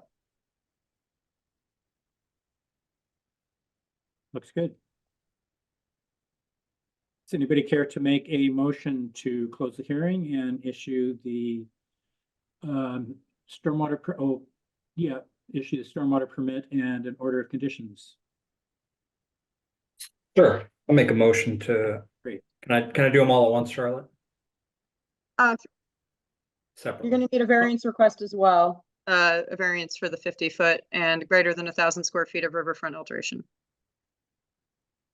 So I'll make a motion to issue an order of conditions for 74 Black Horse Lane with the conditions that are on the screen right now that Charlotte read. We have a second? I second that. Roll call vote. Will Ashton? Will Ashton, aye. Valeria Romano? Valeria Romano, aye. Sanji Fernando? Sanji Fernando, aye. Chris McIntyre? Chris McIntyre, aye. Tom Bell, aye. That motion passes 5-0-0. Now we need a stormwater motion to work in the buffer zone. The 50-foot, and then there is a greater than 1,000 square foot alteration of the riverfront for redevelopment. So would those be separate? You can probably read them together. Variances. Let's separate them, I think. Okay, I was gonna say we've done both, so I don't know. Yeah. So So I'll make the first one. I'll make a motion to approve a variance for work within the 50-foot buffer for the notice of intent 2405. I have a second. Second. We're going to vote. Will Ashton, Will Ashton, aye. Valeria Romano, Valeria Romano, aye. Sanji Fernando, Sanjay Fernando, aye. Chris McIntyre, Chris McIntyre, aye. Tom Bell, aye. That motion passes 5-0-0. Now we need one for the stormwater permit. Oh, we need one for the riverfront. Somebody else's turn. Make a motion to issue a variance for more than 1,000 square feet of alteration within the riverfront. I'll second that. So we're going to vote. Will Ashton, Will Ashton, aye. Valeria Romano, Valeria Romano, aye. Sanji Fernando, Sanjay Fernando, aye. Chris McIntyre, Chris McIntyre, aye. Tom Bell, aye. That motion passes 5-0-0. And finally, we need a motion to issue a stormwater permit. I make a motion to issue a stormwater permit at 74 Black Horse Lane. I'll second that. We'll have a roll call vote. Will Ashton, Will Ashton, aye. Valeria Romano, Valeria Romano, aye. Sanji Fernando, Sanjay Fernando, aye. Chris McIntyre, Chris McIntyre, aye. Tom Bell, aye. That motion passes 5-0-0. Public hearing for NOI 2405, stormwater permit 2408, 74 Black Horse Lane is now closed. Thank you. Don't go away. Next is a resumption of the public hearing for NOI 2406, 74 Black Horse Lane. This has been continued from March 21st, 24, for a pier, gangway, and float. All right, this is the same property we just discussed, a separate NOI filing though for associated with the dock. To refresh your memory, they currently have a pier on the property located here. It's fully permitted. They have a Chapter 91 permit for it. This application was to add a gangway as well as a float. And this is in an area of the Gulf where it does have adequate depth, and that float will float at all times. Since the last meeting, the two things we did is, as I mentioned before, the salt marsh has been delineated.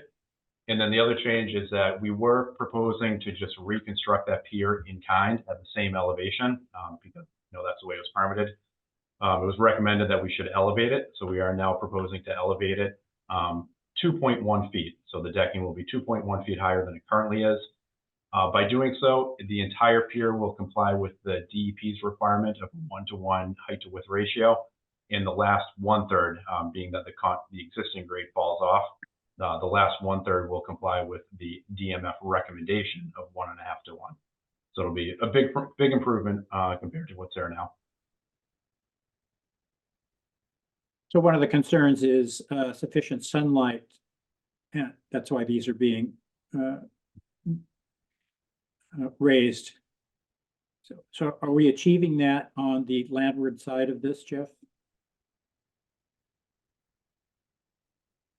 I'm sorry, what was the question? Are we achieving increased sunlight penetration to the salt marsh? Oh, yeah, absolutely. Being 2.1 feet higher, you'll get a lot more sunlight. That's over the entire length of this? The entire length of the pier will be 2.1 feet higher than it currently is. Right. Yeah, so. Good. So yeah, this is a Chapter 91 permit. This is how it sits now. It just sits on the end of the wall coming off. So picture this being that much higher, almost probably twice as high on in this area. Okay. Charlotte, and then also the decking will have the DEP recommended spacing between the boards. Charlotte, what's the width to height recommendation that was kind of recently updated by DEP or? It hasn't necessarily been updated from like a regulatory perspective, but DMF and CZM and I believe DEP are all in agreement of the height width ratio being 1.5-to-1. That's like the updated guidance based on recent studies. But I don't think it's a regulatory requirement as of now. Understood. Yeah, I understand that. What's are we meeting that? Jeff, sorry, can you clarify again? I think you were increasing the last third. Yeah, so it's going to be an even deck, and you will have the 4-to-1, and it's measured to the stringers, the bottom here. You will have the 1-to-1 throughout the entirety. You will only have the 1.5-to-1 in this area, where the existing grade is lower. And that's just a balance. In my opinion, you don't want to go too high either, and then it looks like an eyesore. I think this is a good balance where throughout the majority of it, you're going to have that 1.5-to-1. In the area where you have the 1-to-1, it's in this area where you also have shading from the trees and the wall. So it's, I find it to be a good balance. I don't know, that area looks like it's in pretty poor condition. And aesthetics are secondary to ecology and our collective minds, I think. It's pretty low. Where it first connects to the wall there, it would stay at the same height, you're saying? No. It would go up? I'm saying it's going up 2.1 feet higher. Okay. All right. And Jeff, sorry, what's the orientation of the dock? Is it east to west or north to south or combination? Let me show you on the plan view. Yep. So southerly, I guess I can't point on my screen, but Yeah. southeast exposure is this way, so you Okay. should get some sun underneath. Okay. I'm sorry, that's a gangway, this direction. Yeah, so yeah, I mean, preferably one of the other BMPs is putting it more north to south instead of east to west to kind of maximize that sunlight a little bit, exposure through the spacing, obviously on either side of the deck when the sun rises and falls. So at least the existing orientation is, not perfect, but definitely not terrible either. Yeah, it's pretty close to north-south, so. Mm-hmm.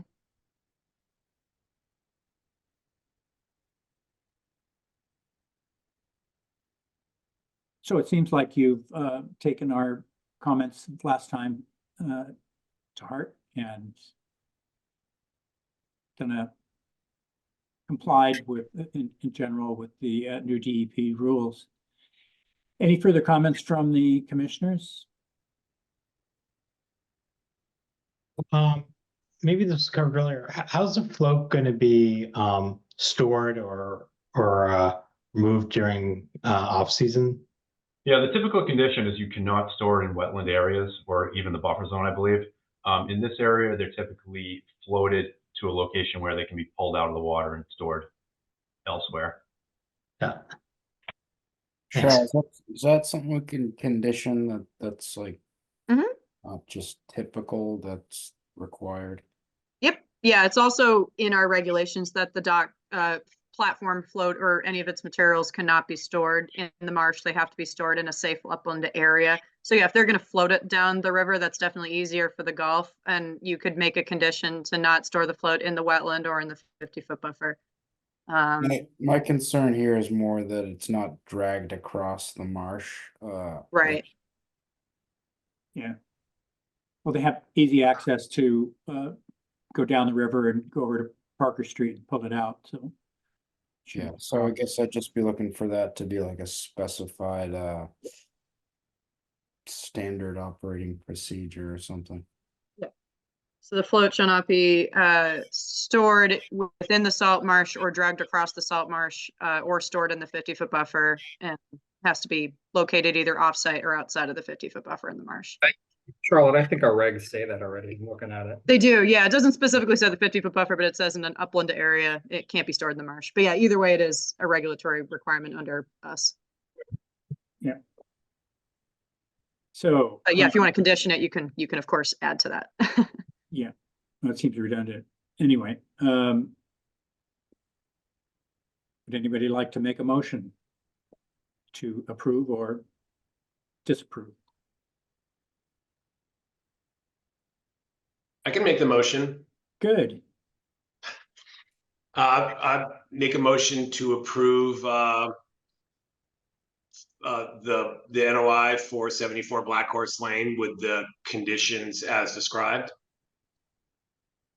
Okay, All right, Sorry, that's my first motion.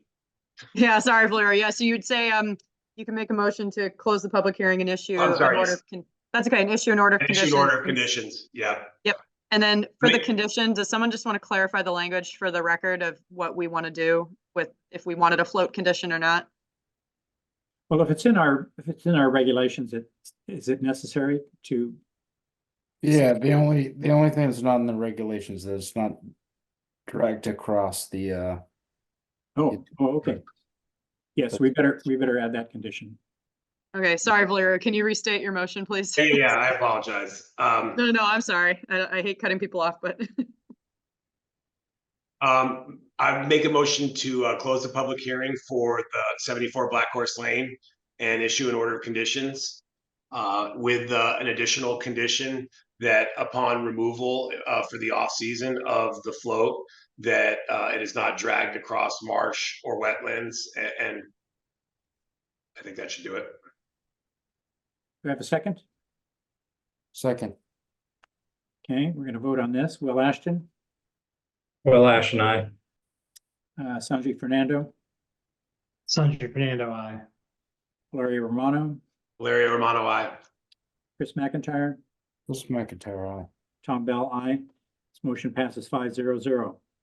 and the work is super minor and temporary in nature, but it might be good to issue a variance just for any Good point. temporary disturbance in the 50-foot buffer for construction. So I move that we issue a variance for work within the 50-foot wetland buffer and within the resource as well, right, Mhm. Charlotte?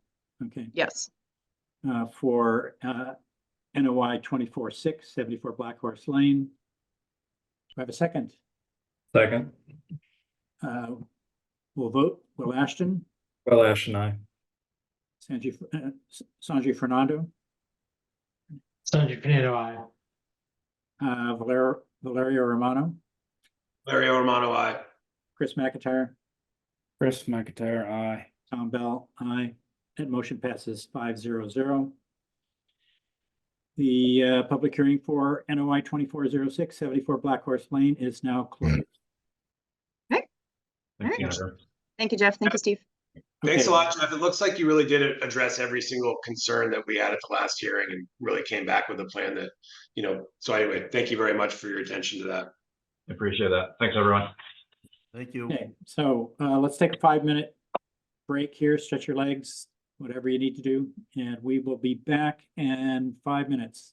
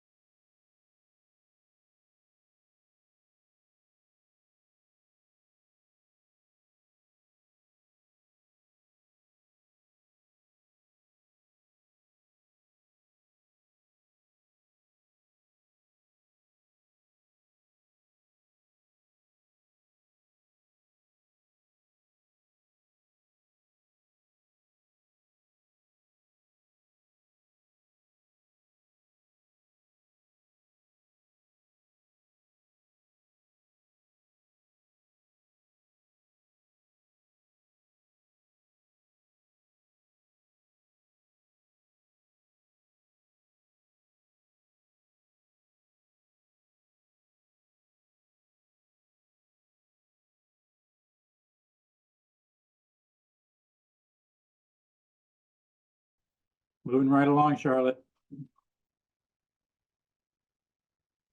You guys are doing excellent. Everyone alive over there? I applaud this 15-minute thing, I gotta say. Yeah, you guys get an A+ for tonight, for now. Sorry, I still have other things on the agenda, but you guys are doing excellent. Moving right along. I don't want to be here till midnight. Absolutely not. Sanji, Will, and Chris, you guys good to start? Yeah, I'm here. All right. Chris, you there? Don't know if he's there. He'll be back. Okay. Hey, Chris, if you can hear us, we're all back if you're ready to start. Might be out of the room. You want to wait for him, Tom? I'm here. There he is. Oh, okay, perfect. All Okay, right, great. here we go. All right, so next is resumption of the public hearing for stormwater permit 2401 for 26, 28, 30, 32 Lambert's Lane. It's continued from March 21st. Okay. So Charlotte, shall we lead off with mentioning that we only received the plans how many days ago? 3 days ago? Well, we received some documents in time and then some others were sent this week. Okay. So according to our regulations, we need 7 days to review these.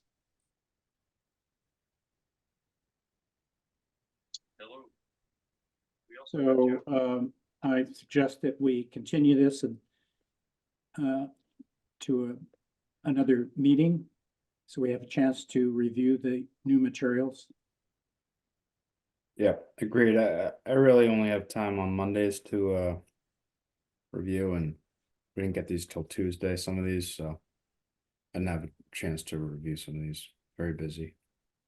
Not only that, but we had a pretty full calendar of stuff to read, so it really is difficult for volunteers to find time to suddenly drop everything and read something a couple of days before we're supposed to review it. So with the applicant's permission to continue, that's what we recommend.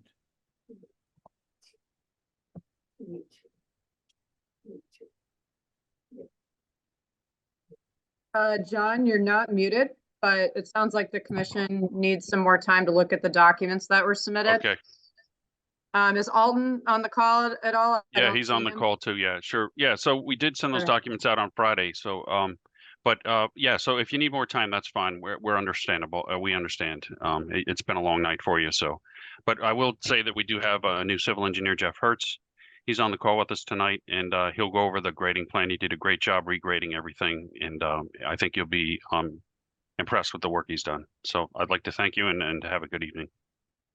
Okay. Okay, so John, are you, for a continuance, you've continued the NOI for May 2nd for now, Yeah. but as you may have heard, we have a long list on the 2nd. So if you would like to keep May 2nd for the stormwater permit, you can do that. Just be aware that it's a long night. Otherwise, you're welcome to pick another date. I can list the dates for you, but how would you like to proceed with the date?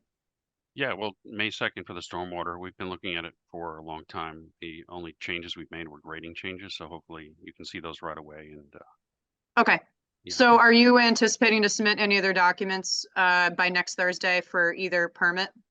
yeah, we'll submit more documents for the NOI. We wouldn't mind some feedback on that. I know these are long meetings and this is a large, complicated project. There's a lot of moving parts in it. So I mean, obviously the stormwater kind of is on the critical path for everything. So we'd like to try to get that one worked on first, get feedback on that. And then depending on the outcome of the stormwater, then, it makes sense if we should move forward with the NOI or not at the same night. So if we can try to do both, that would be great. Okay. On May So 2nd continue both to 5/2. Okay. for May All right. 2nd. Yeah. Okay. Thank you. Yep. All right. So the Sounds public good. Thank hearing you. Thank you. The public hearing for stormwater permit 24-1 for 26, 28, 30, 32 Lambert's Lane is now continued to May 2nd. All right. Thank you. Have a great evening, everybody. You're welcome. Thank Thank you, John. Charlotte, construction updates. All right. Hold on. Is everyone? Okay. I just have to make sure when people like jump off, I just want to make sure that, you know what I mean? This is our favorite part, construction updates. We love it. Construction updates. Yeah, you guys are gonna love it. So 87 Elm Street, I've gotten a couple calls about some concerns with, this is the one that's closer to James Brooks, not the one that's along the harbor. Some people were asking questions about the parking and the underground parking underneath the building. And they were like, you know, basically kind of wondering how it was approved with, you know, potential flooding concerns and stuff. I've talked to the building inspector. You know, the current standards are really, in terms of land subject to storm flowage and building code, the standards are all related to the buildings themselves, not to parking lots. So as you guys know, there's some upcoming changes with the floodplain, but that's, I mean, one of the other reasons that I can speculate is because 87 Elm Street had an existing paved parking area that they built in. So I think there was a combination of reasons, but just kind of wanted to voice some of the concerns that some residents were just calling and asking questions about. They know very well that everything was permitted. They just wanted to know why. But I mean, I echo those concerns. I mean, I wasn't here for these hearings, so I don't know, but one of the reasons is definitely the fact that there was an existing paved parking area that was right up in the same area along James Brooks. So it's not like this was new development. And they are still pressing forward per plan now that they have a brand new Board of Conditions. So hopefully they can get that all done within hopefully the next couple months to a year max. I don't think they need much more time. 205 Atlantic Ave, that project is close to starting. It looks like I drove by, the barriers are up, the tree protection barriers are up. I don't know if they're waiting on a building permit or anything else, but it sounds like they might start that soon, but I still need to obviously go out and do a large site visit, walk to look at all the trees and you know, make sure everything is all set up and that any trees proposed to remain are all protected. Any trees proposed to go are all marked. Limit of work is staked. So I'll do a big pre-construction site visit out there. I think some commissioners were interested in going, but we didn't make that a condition, I don't think. So if anybody wants to go, if you want to just notify me, just text me and I'll make it happen. Looks like they're doing a great job of tree protection with yeah, surrounding each of the trunks with lumber and even if somebody does stray close to one of these trees, at least they're not going to take a giant gouge out of the bark. And yeah, absolutely. And then for other updates, I'm sorry, this week has been very short. I was going to send it to you guys this week, but I still need to do the agenda for our meeting next week to go over the Wetlands Protection Act revisions. I really wanted to try and take tomorrow off, so I will try my best to send everything to you guys on Monday. I might just text and call you guys if that's okay. And if you guys have any additions to the agenda, I just have to post it by Tuesday next week so we can have the meeting. And I'll send you guys separate Zoom links for that. And then wetlands regs, I updated you guys on this, but just to confirm that I did confirm with my supervisor that this is okay. I'll be taking 3 weeks towards the end of May. I'll be working remotely Tuesday through Thursday for each of those 3 weeks to revise the regulations. I've also notified our town council just to let them know that I'm going to be sending them a bunch of stuff. So within the time frame between now, I'll send you guys the dates. If you guys on your own time, if you have any free time, if you see any major red flags, questions, things that you guys want addressed, clarified, or added to our wetland regs, definitely let me know. Sanji, thank you for sending some of the other tools that I think I can utilize, some of those smart tools and AI stuff to, you know, look at the regs in great detail. And one of my main concerns is obviously clearing out any potential discrepancies, errors, inconsistencies that are not allowed under the Wetlands Protection Act, first and foremost, and then obviously amplifying our regs however we see fit and basing it off of 2+ years of feedback from each of you guys. So I will be starting that probably maybe after May 16th. I know, Will, that might be a few days after you have to, you know, take a year off, but Will, same to you. If you have any questions or comments or anything for the regs before you leave, just send them to me. And I will get moving on that. And I did have 48-hour issues, but Will, since I mentioned it, do you want to update the commission?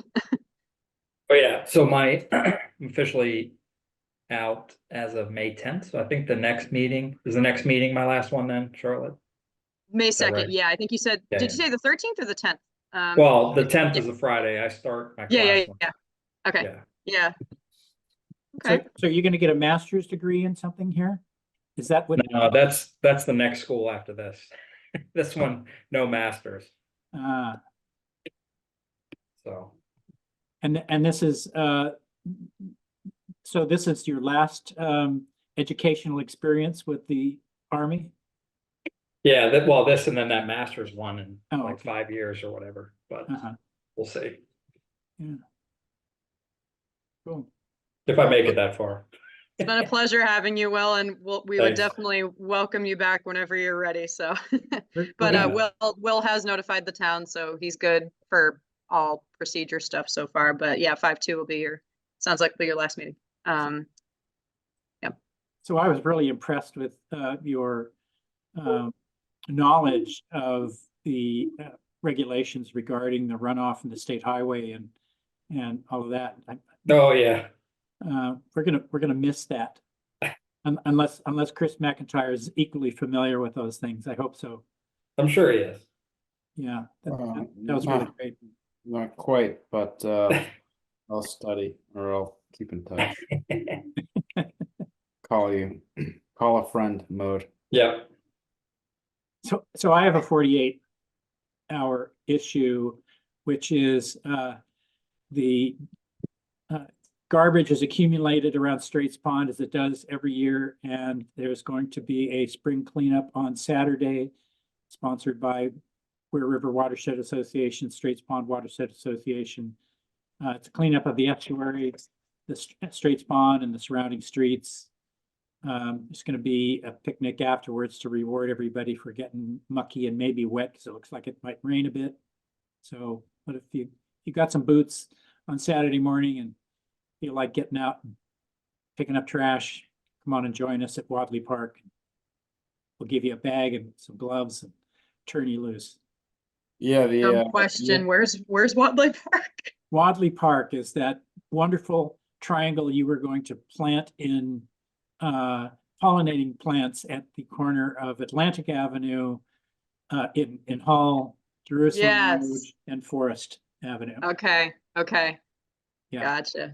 So this is an annual thing that's been going on since Earth Day was invented, I think, and it's usually a lot of fun. Yeah, you're talking about the open space committee, No, actually, this is, I know the open space does their own in Cohasset. So we don't partner with, the watershed associations aren't directly partnering with them, but we certainly support them. And we have our own turf that we take care of, I guess, mainly related to wetlands. nice. Yeah. Yeah, the open space committee, which I'm the liaison for, they're doing their trash pickup as well, and they have down by town hall, they'll have a table. I think it's next Saturday though. Well, Earth Day is the 23rd, which I think is Tuesday.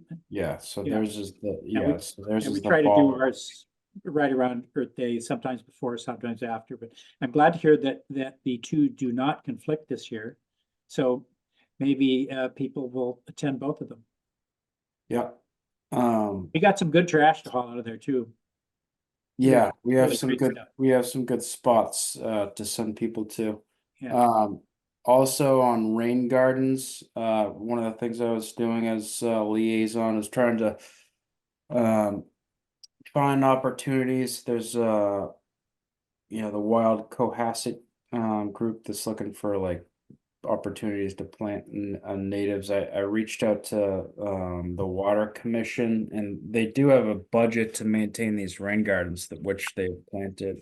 They back in like 2009 they installed like 30 some odd rain gardens, which kind of poorly maintained, but they do have a budget of like $15,000 a year, which is surprising because they're in pretty bad shape, and they haven't, according to the chair, they haven't actually replanted any plants. So I'm gonna follow up on that and see if we can kind of get some traction on getting those back up and up to. Maybe an adopt a rain garden campaign would help, where you know, a certain group of citizens adopt whatever, if a rain garden's in a neighborhood, that the Well- neighbors can adopt it.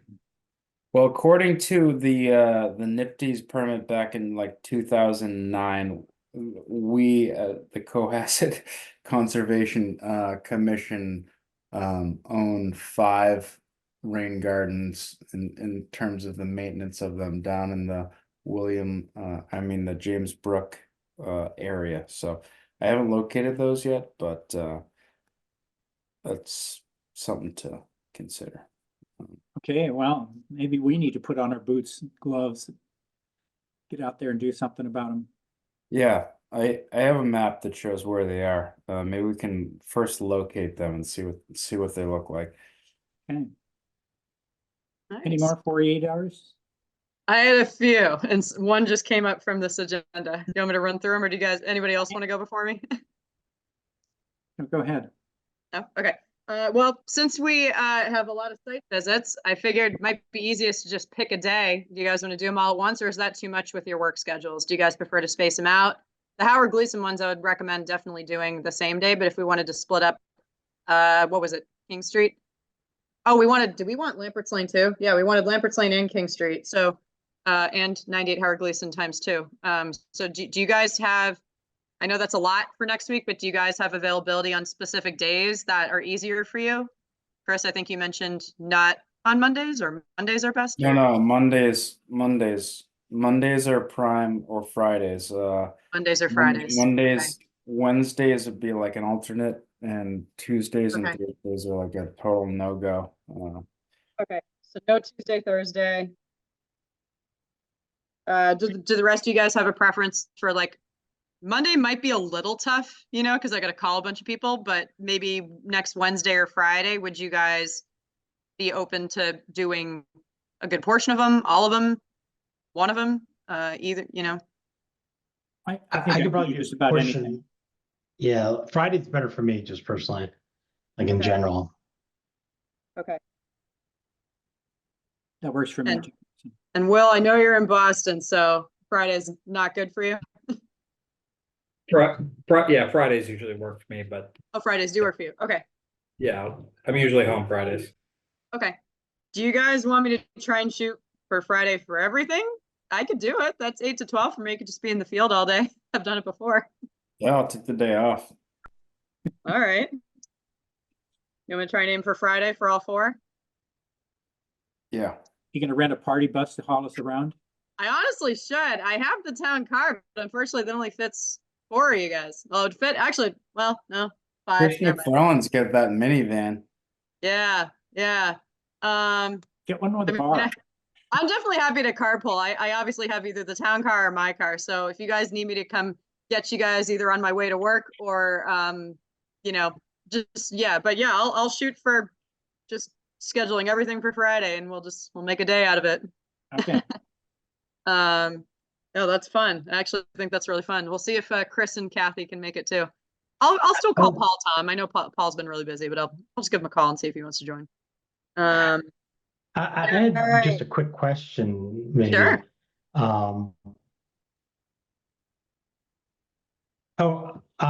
Yeah, I don't know, it was glitching for a moment, but like, I was with my neighbor looking at our storm drain in between our 2 houses, and it's pretty clogged. Is that just, is there a huge backlog of cleaning those storm drains because of the water, or like I said, Sanjay, if you have anything like that, and there's like a portal, there's like a reporting stuff. Like I reported a pothole, and I live on a lane. I'm the only house on it.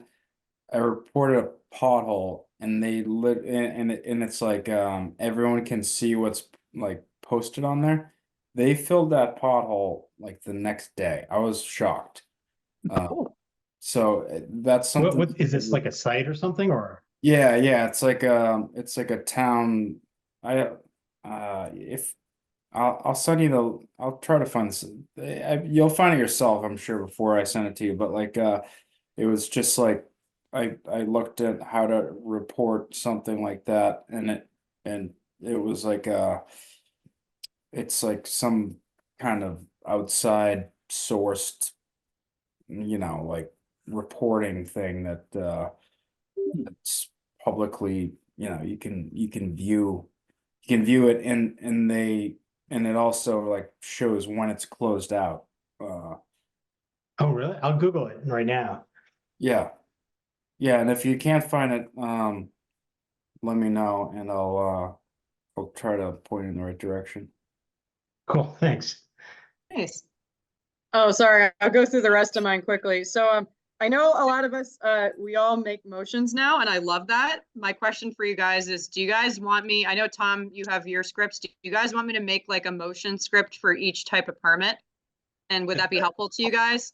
I don't want to no, it's not you, Valerio. I like the way you guys all make motions differently, but if anybody wants help, because I know sometimes it's a lot to process. You got to think about, wait, does this need a variance? Yes or no? What conditions do we want? Well, You know, yeah, for the RDAs, start with the RDAs are tough. Yeah, Yeah. start with the RDAs. I think we can stumble through the other ones, but the RDAs. Okay. Are tough. All right, so I'll make one for RDAs. When No, we you do guys- make a motion, we should not just refer to the address, but also the number for the NOI and the stormwater permit. Yeah. Awesome. Okay, yeah, those are the two things that came up during the meeting. And then the other three that I had that came up within the last couple days. Given we mentioned it tonight briefly, but I did get some information from town council about the concept of late documents. So as you guys know, in our regulations for both wetlands and stormwater, we do have a 7-day requirement. It also is in the meeting schedule that Angela creates at the beginning of each year. So there is a 7-day requirement to submit revised documents for continued hearings. However, there is language that says the continuance has to be at the approval of the applicant. However, the commission can issue give a choice to applicants. You can say, we would request a continuance per your whatever approval, or you can vote. And one of the options to vote, if someone is insistent on not having a continuance, is you can technically deny them for lack of substantive information. So obviously, I don't think people want to do that, but that is an option to the commission. It's written clearly in our regulations locally about adhering to those timeframes. And if the commission doesn't have enough sufficient information to issue an approval, you can issue a denial or a disapproval of the stormwater permit or an order of conditions procedurally. So obviously I would assume most applicants do not want to do that, but just so that you guys are aware, if anyone's submitting documents late and you don't want to open up the hearing and do all that, kind of like what we did tonight, you can give them a choice. So I recommend doing that moving forward. And obviously, Tom, if anybody submits documents late, I'll definitely let you know, just so we can flag those to see if the commission wants to entertain opening the hearing or continuing or issuing a decision. The two sites. Charlotte, Oh, sorry. Yeah. If you haven't planned to, would you maybe speak to the precedence of getting other permits prior to submitting an NOI? Yeah. Yeah, so there are certain permits that under the Wetlands Protection Act in our bylaws. So I'll start with Wetlands Protection Act first. There are certain permits that really need to be, we talked to town council about this as well. There are certain permits that really need to be obtained, not obtained, at least applied for before an NOI hearing. And one of them would be like, for example, if there's a common driveway, you really should be applying for those hearings and getting that feedback. It doesn't specify a building permit, so that's one of the permits that you don't necessarily need to come before conservation. But from a procedural perspective, we also have in our regs that you have to apply to all other local applicable boards with the exception of a local building permit. So if we find ourselves reviewing projects early on where we find that other reviews are needed, that's usually one of my common questions when I look at projects initially for the next hearing. I will be asking, what type of board reviews are needed. Have you applied to all of them? Septic is an easy one. If they haven't even applied to Board of Health for septic stuff under Title V, they really shouldn't be coming before us initially. Common driveways is another example. Zoning issues, if you don't have the proper zoning, special permits, anything like that, or at least have applied to them, that's another reason why we can push off the hearing. Or give the applicant a choice. So Tom, did I cover all that? Yeah, and I would just say that we ought to be screening these, Charlotte. And one of the Yeah. things that might have the effect of spreading some of our applicants out a bit instead of suddenly getting this rush of them. If they find that and what's more, if they get denied a permit or anything like that, then we're wasting our time. If another board actually denies them a permit to go ahead, we're wasting our time to have already given them an order of conditions. Mhm. Yeah, I do or get stormwater updates. permit. So I'm looking at this as a filter, Mm. perhaps, to either spread things out or at least and hopefully weed out those Mhm. cases where they may qualify for an order of conditions, but they fail on a, say, a shared driveway or some other issue. So if you could maybe start to make the engineers here aware of More that, aware, yeah. then because I think we should start cracking down on this a bit, because we Yeah, are getting, I agree. people are putting the cart before the horse all the time here, and I just wonder what are we doing here by spending even 15 minutes considering something that we otherwise might never see because Mhm.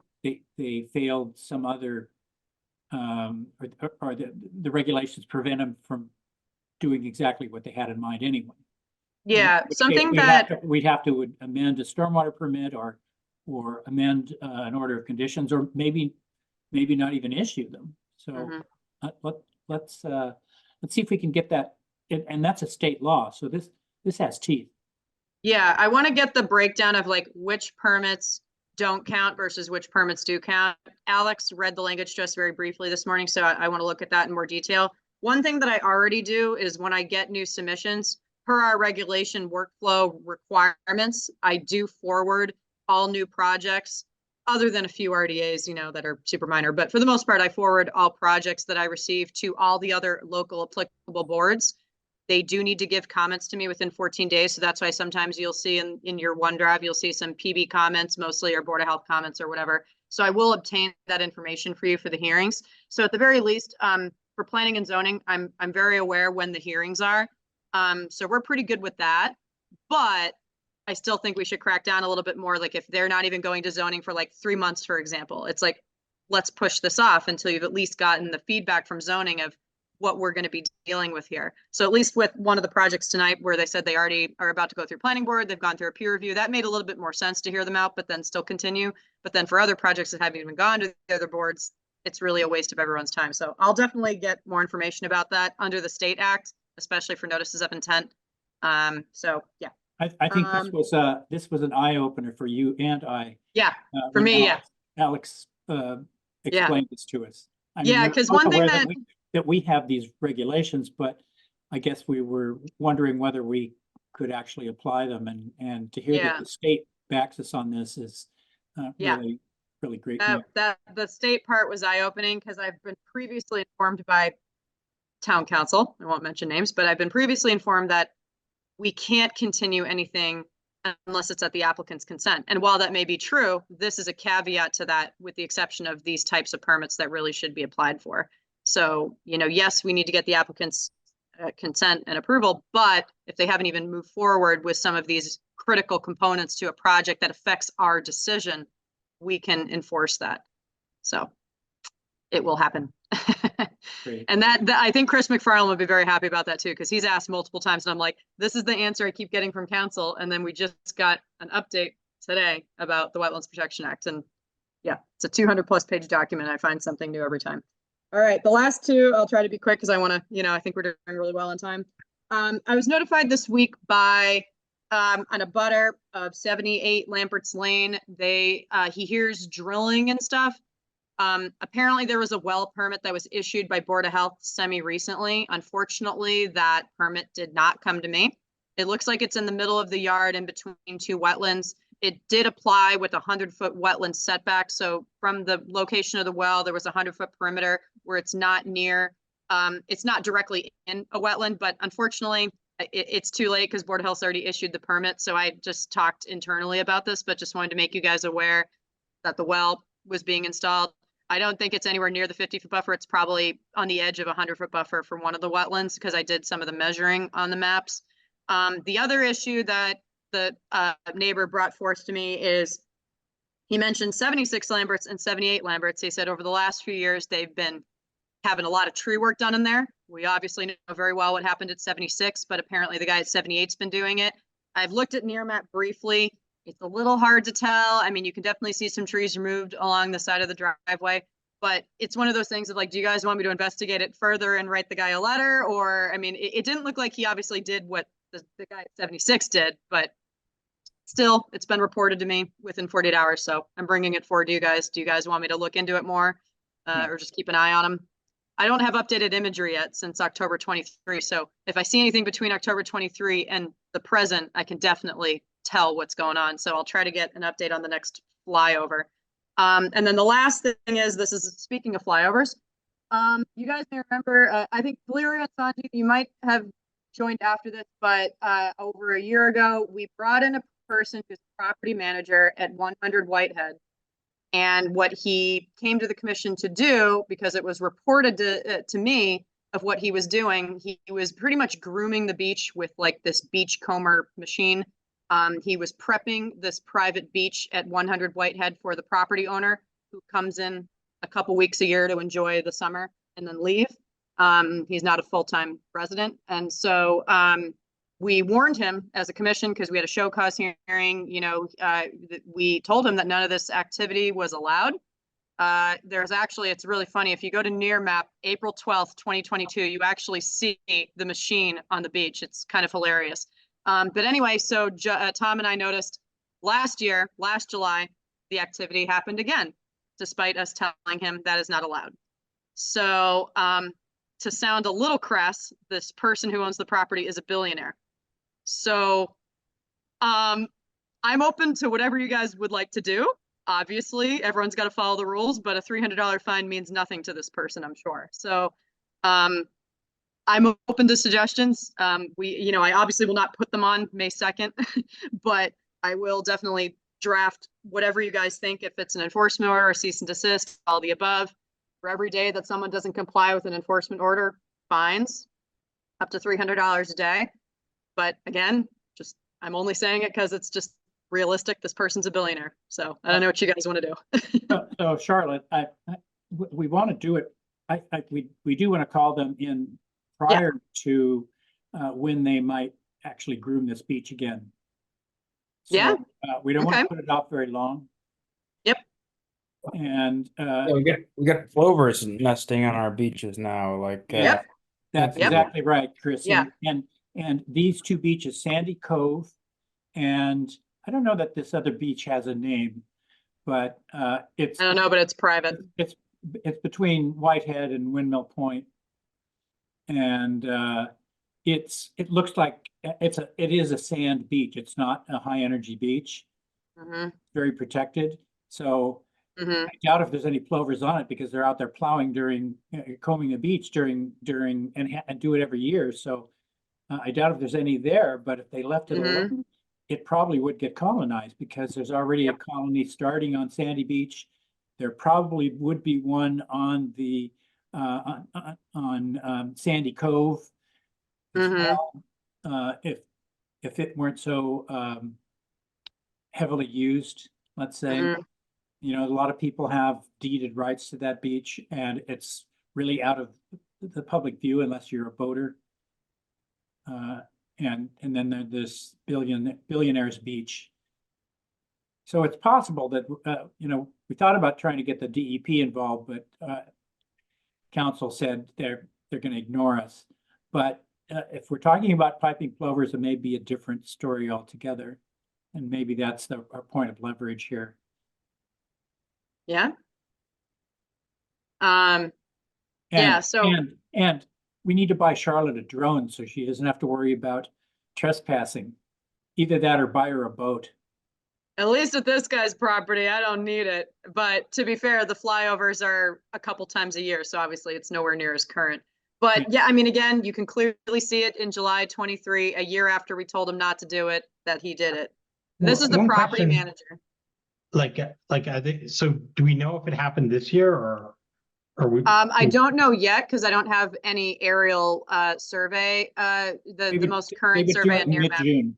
They'd probably do it in mid-June. We Carl, could, can't you call the guy? I mean, we have his number. Like, call him, say, hey, are you what are you doing? Can I come say hello? And just be nice and say, can I come out there? well, he lives in London some of the year. Well, no, he meant the property manager. His Oh, the name's manager. Scott. Oh, that guy. Yeah, Yeah, the guy I that can exactly do doing that. He does what the boss tells him to do, I'm sure. Well, also, I Can we think it's seek a some sort of combination, though. we seek Oh, some sort of sorry. injunctive relief? So the $300 fine wouldn't necessarily be it, but like actually getting a court to tell them that they're not allowed to do it? That is an option.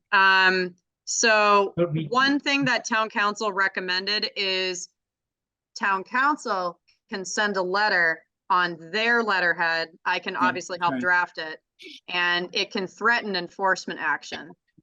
That might wake them up a little bit more if it's on a legal letterhead versus mine. Be careful, he's But got a also, cannon like- in his backyard. You know what? Like, He's got a cannon in his backyard. yeah, I mean, should we just follow the letter of the law though? Like, shouldn't you just send your letter and just like, I mean, yeah, maybe I'm sure he's a billionaire, but like, I think we have to be systematic, right? Like, We let's do. just- We should be fair. Yeah. Yeah. But this is a person who did something after we told them no. That's why my Yeah, gut we is telling already me had him in, enforcement. Sanjay. We already had him in and had a whole discussion. Oh, in a meeting? Yeah. We had a show cause hearing brought him in. last 2 years ago. year, Ah. and we told him no, and then he did it. So that's why I'm recommending more of an enforcement order. And you guys, they're literally like dragging a tractor across the resource to make it pretty. Like and it has no other purpose. It's not like a safety thing. It's not like a, They just don't it's wanna have really any just, seaweed on their beach when the boss comes. no, basically. It's to make it look like a Miami beach. And just maybe just for my own benefit, then, so if they did sort of disregard our guidance, what is the next step? Usually, at least the next recommended step is an enforcement order. So, enforcement orders are a legal command under the Wetlands Protection Act and our bylaw. And for every day that you don't comply with an enforcement order, it is fines. And so we brought him in initially on like a violation notice and a show cause. So that was a little bit more like under our local process. But I think that Sanjay, to answer your question, like, I think we are following the proper procedure of how we would treat everybody else. Like, you usually bring someone in for a show cause, you talk it out, it's show and tell, and hopefully they follow our guidance. And then, as you guys have seen with some of the RDAs that you'll see on the May agenda, people didn't listen to our advice. And so that's why we pressed an enforcement order. And so also the fact that this is happening in a resource area adds severity to the issue, because coastal regs are incredibly strict, where the performance standard is no adverse impacts. Basically, don't touch it. And so he's done the exact opposite, despite us last year telling him not to do it. And so that I think that ups the ante a little bit. So that's why an enforcement order is probably necessary here, because we've already had the conversation with him in a public meeting, and we told him he couldn't do it. But it's up to you guys. I mean, you're the commission. If you want to just bring him in on another show cause, we can do that. We can try to give him one more chance. Or if you want to move forward with an enforcement order, Will, I see you shaking your head. I don't think so. I mean, this is pretty egregious. It's like it's the resource area, and we were it was very, it's like it's so specific. It's this person doing this to this beach for this person, and they're doing it again. It's like I don't know. Yeah. I think we need to treat it. I'm in favor of fines. personally. Well, I'm in favor, Fine. I'm in favor of an enforcement order, and then once we've issued that, then we could talk about what sort of consequences that we're gonna impose. Yeah. Okay. That should be the order. Is there some kind of mitigation that we could think of that they would have to do, like to make up, like, 'cause then we could order them to do the mitigation, and then when they don't do that, then, you know, daily fines could start accruing or something like that. I'm just trying to think. I have some pictures of the beach, but I haven't been there when he hasn't done anything to it. So I think to understand what mitigation might be needed, we might need to understand what the condition looks like. So I could potentially put in the enforcement order that he not only needs to come back for another enforcement order hearing, he needs to, or maybe we even need to walk the site. I'll talk to town council, but maybe we can like order like a site inspection or something. I don't know if we can. I mean, there's always the Fourth Amendment, but I don't know. We could also do an administrative warrant, but that's trickier. Well, we can, Charlotte, we can always do an inspection with the harbor master. That is true. Could just go on Lori's boat. Yeah. And one question too is like, do we know, like, the property owner didn't show up for this meeting, right? It was just the property manager. Like, I wonder if we filed an enforcement order, but maybe also on town council's letter, make them aware of the enforcement order, because you know, maybe that'll make sure, like, I don't know, I don't know these, I might know these people, but like, or tangentially, but I wonder if they're aware of the issue, or if the property manager has brought it to their attention. Like, if I remember correctly, I'm pretty sure that the property manager probably does a lot without the full disclosure to the owner, because I think he briefly mentioned last year that, oh, I was just trying to clean up the beach to make it look nice when the guy comes back or something. Like, that could have just been what he told us, but that's what he seemed to indicate, that the owner may or may not have been aware. He just bought the equipment with the owner's approval, maybe. So that's another thing. If you're buying $100,000 beach combing thing, I don't know. You know what I mean? So it's tough to tell, Sanjay, but I think that's a good idea to send it directly to him as well. Maybe on town council's like, I letterhead. think, you know, following our standard process and making, seeing if there's a mechanism to make sure the property owner himself is made aware. Okay. Yeah, I definitely don't have the property owner's email, but well, yeah, I mean, there is every property has an owner listed, whether it's an LLC or an individual, and they all have an address. So I would assume that enforcement order should be sent to sent to property both, owner, not to one of his contractors. Well, you can send it to both. It's the violator and the owner are both listed in the enforcement order, whether they're the same party or not. Okay. You saw that. Just got to be sure that you do send it to the property owner. I'm sure it's an LLC. Well, here's the awkward part. The mailing address is 100 Whitehead Road, so the property manager is going to be the one who gets it. So he's controlling all the mail. Yeah, but if it's you, like, I think you're gonna get fired if you're, you know. Well, I'm not going to stalk this person's real address. No. I'm just saying on the assessor records, the mailing address is 100 Whitehead. Yeah, so the no, person. but I think we send the letter, like, and that's the property, right? Send the letter, send the town, like, I don't think we try to infer what the property manager is doing, like, you know, let's just send them the enforcement order and maybe a town council letter to double down on it. And at some point, though, a property owner's got to decide if they're aware or not. Yep. Yeah. Okay. Well, I can, I will draft it. It will be an item on the 5-2 agenda because with the issuance of an enforcement order, you guys have to ratify it at the next meeting, but it'll take 2 seconds. And I will specify in the enforcement order that the hearing is not scheduled for May 2nd. So if he tries to contact me or whatever, I'll say we're only ratifying it. Unless, you know, I'll say the hearings maybe on the 16th or something. So, yeah. Okay. Well, I'll draft it. I'll work with council. We just want to be sure that the hearing is well in advance of when they might actually do this. Yeah, probably a month or two before. And I think that the best way to find that out is to look at the dates that, we know the dates that it was done last time. Because he was in for a hearing after he did it, but not long after he did it the first time, the first time we caught them. Well, actually, he honestly might be doing it now because April 12th, 2022, I remember the date. That was when we saw the comber on the beach. So it may or may not already be too late if he already has done it again. Oh. I'll show you guys real quickly just so you guys can see it. For those who weren't here before, you'll laugh.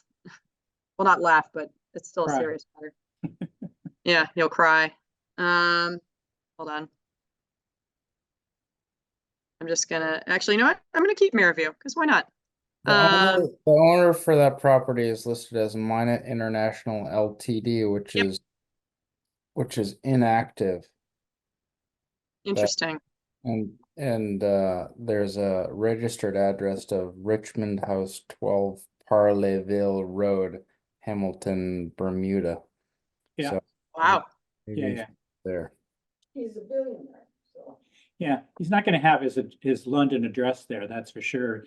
It's either Bermuda or BVI or Isle of Man, something like that. So this is the first, this is hilarious of like, this is what we saw of what happened when we first brought him in after this event. So you can literally see the right on the beach. So as you can see, this is a pretty big space here. This is, I think, a guest house. It's like a whole separate house from the other house. And then just to show a mirror view, this is the most recent. So Tom, was it? Yep, it's July. So let me see if I can get it earlier. April 2nd, we'll see if he did it. Okay, so it didn't look like he did it April of last year. It was some point between April and July for this year, but it was April in 2022.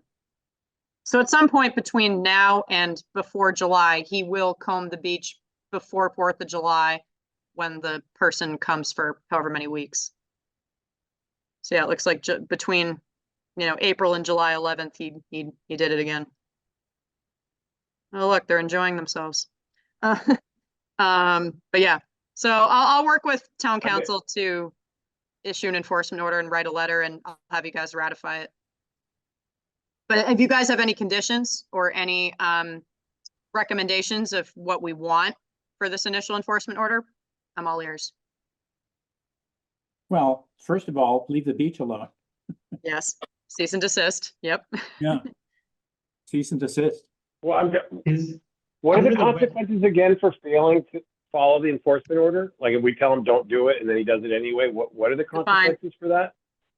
It's a fine for every offense for every day that he doesn't comply. The problem is I wouldn't really be able to catch it until after he did it. But I could at least see from the Then imagery that would if he just does be it the one again. day. Huh? It wouldn't be like that would just be the one day that he did it, right? It Yes, wouldn't be but if every day. if we, for example, tell him to submit like a mitigation plan and he doesn't submit it by the day, it's up to $300 a day for every single day that he doesn't do it. If we tell him he has to restore the beach or do something by a certain date for every day he doesn't do it, you can do $300 fines. But yeah, those are. I wonder if we can require that he bring in professional to assess the potential for piping plover habitat. Yeah, I can talk to council about that because we don't protect the plovers directly under the Wetlands Protection Act, but we do protect habitat. So that is our jurisdiction. So yeah. But if our goal is really to get him not to do it this year, it seems to me like just the only way to really do that is to go to court and ask for a judge to create, order an injunction to tell him not to do it, and then I guess ask council about that too. We could do the enforcement order and fine him, et cetera, but we don't want him to do it. We got to just get a judge to tell him not to do it, Well, we might not, Like that would be that. if it turns out it is potential plover habitat, could very well be that Mass Audubon takes him to court. Yeah. Yeah. We'd have to have proof, but yeah. Yes.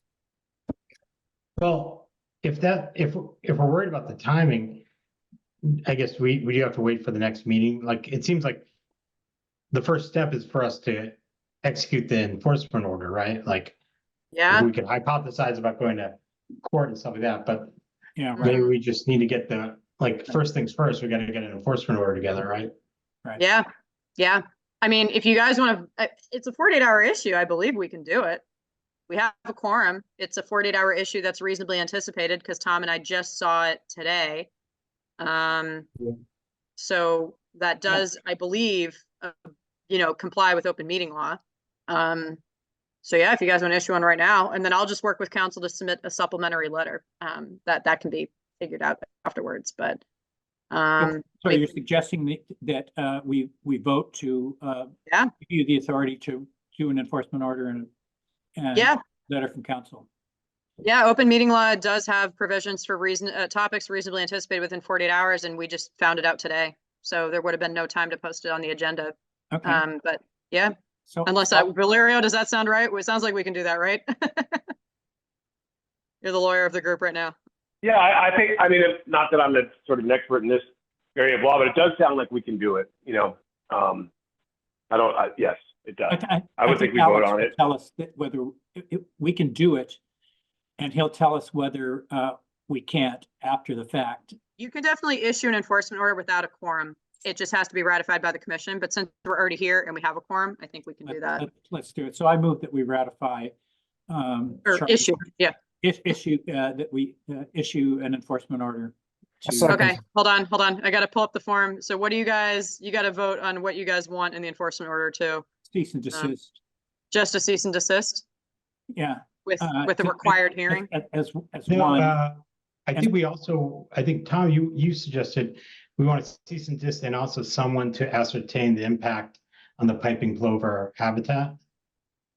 Yeah, I don't know whether we do that in the enforcement order, or whether they do that actually when during the hearing for the enforcement order. Charlotte. Can you guys see this form? Can you guys see this form? This is the enforcement order. So we definitely want immediately cease and desist. I don't think we know enough to return the area to its original condition.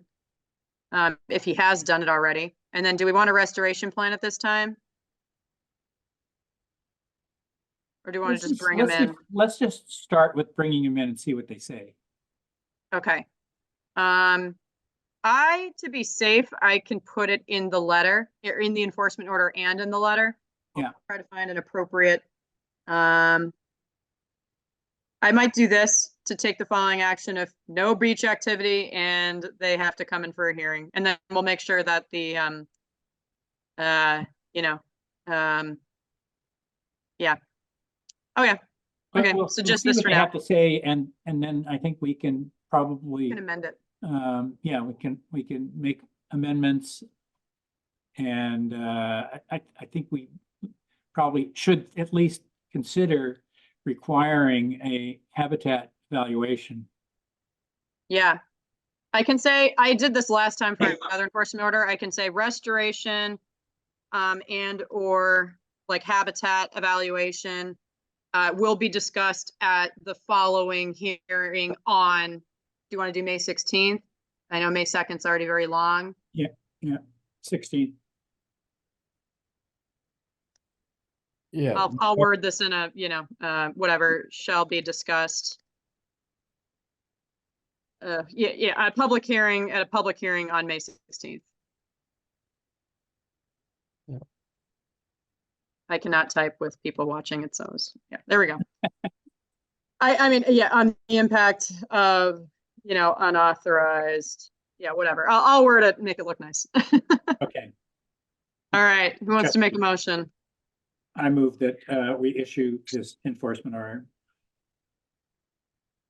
I'll second it. With a cease and desist. Yeah, with the cease and desist, yes. Okay. Okay, Will Ashton. Second. Will Ashton, aye. Valerio Romano. Valerio Romano, aye. Sanji Fernando. Sanji Fernando, aye. Chris McIntyre. McIntyre, aye. Tom Bell, aye. This motion passes 5-0-0. All right. I know we, talked more than we, but at least for you guys, you did an excellent job on the hearings tonight. So Could have gone to midnight. We could have, yeah, and you didn't. So this didn't. is normal for our time. Okay. But, yep. All right. Thanks, guys. Have a great, Motion to adjourn. Thanks, everyone. Motion to adjourn. Second. Second. all right. in favor, I will say send aye. a, Hi. Aye. Passes. All right. I'll send an invite for the site visits next Friday. So bring your outdoor stuff. See y'all on Thanks. Friday. Unless you're gonna Thanks. show up on Saturday and Thanks, help guys. clean up Straits Pond. Hey, we serve a mean picnic. Nice.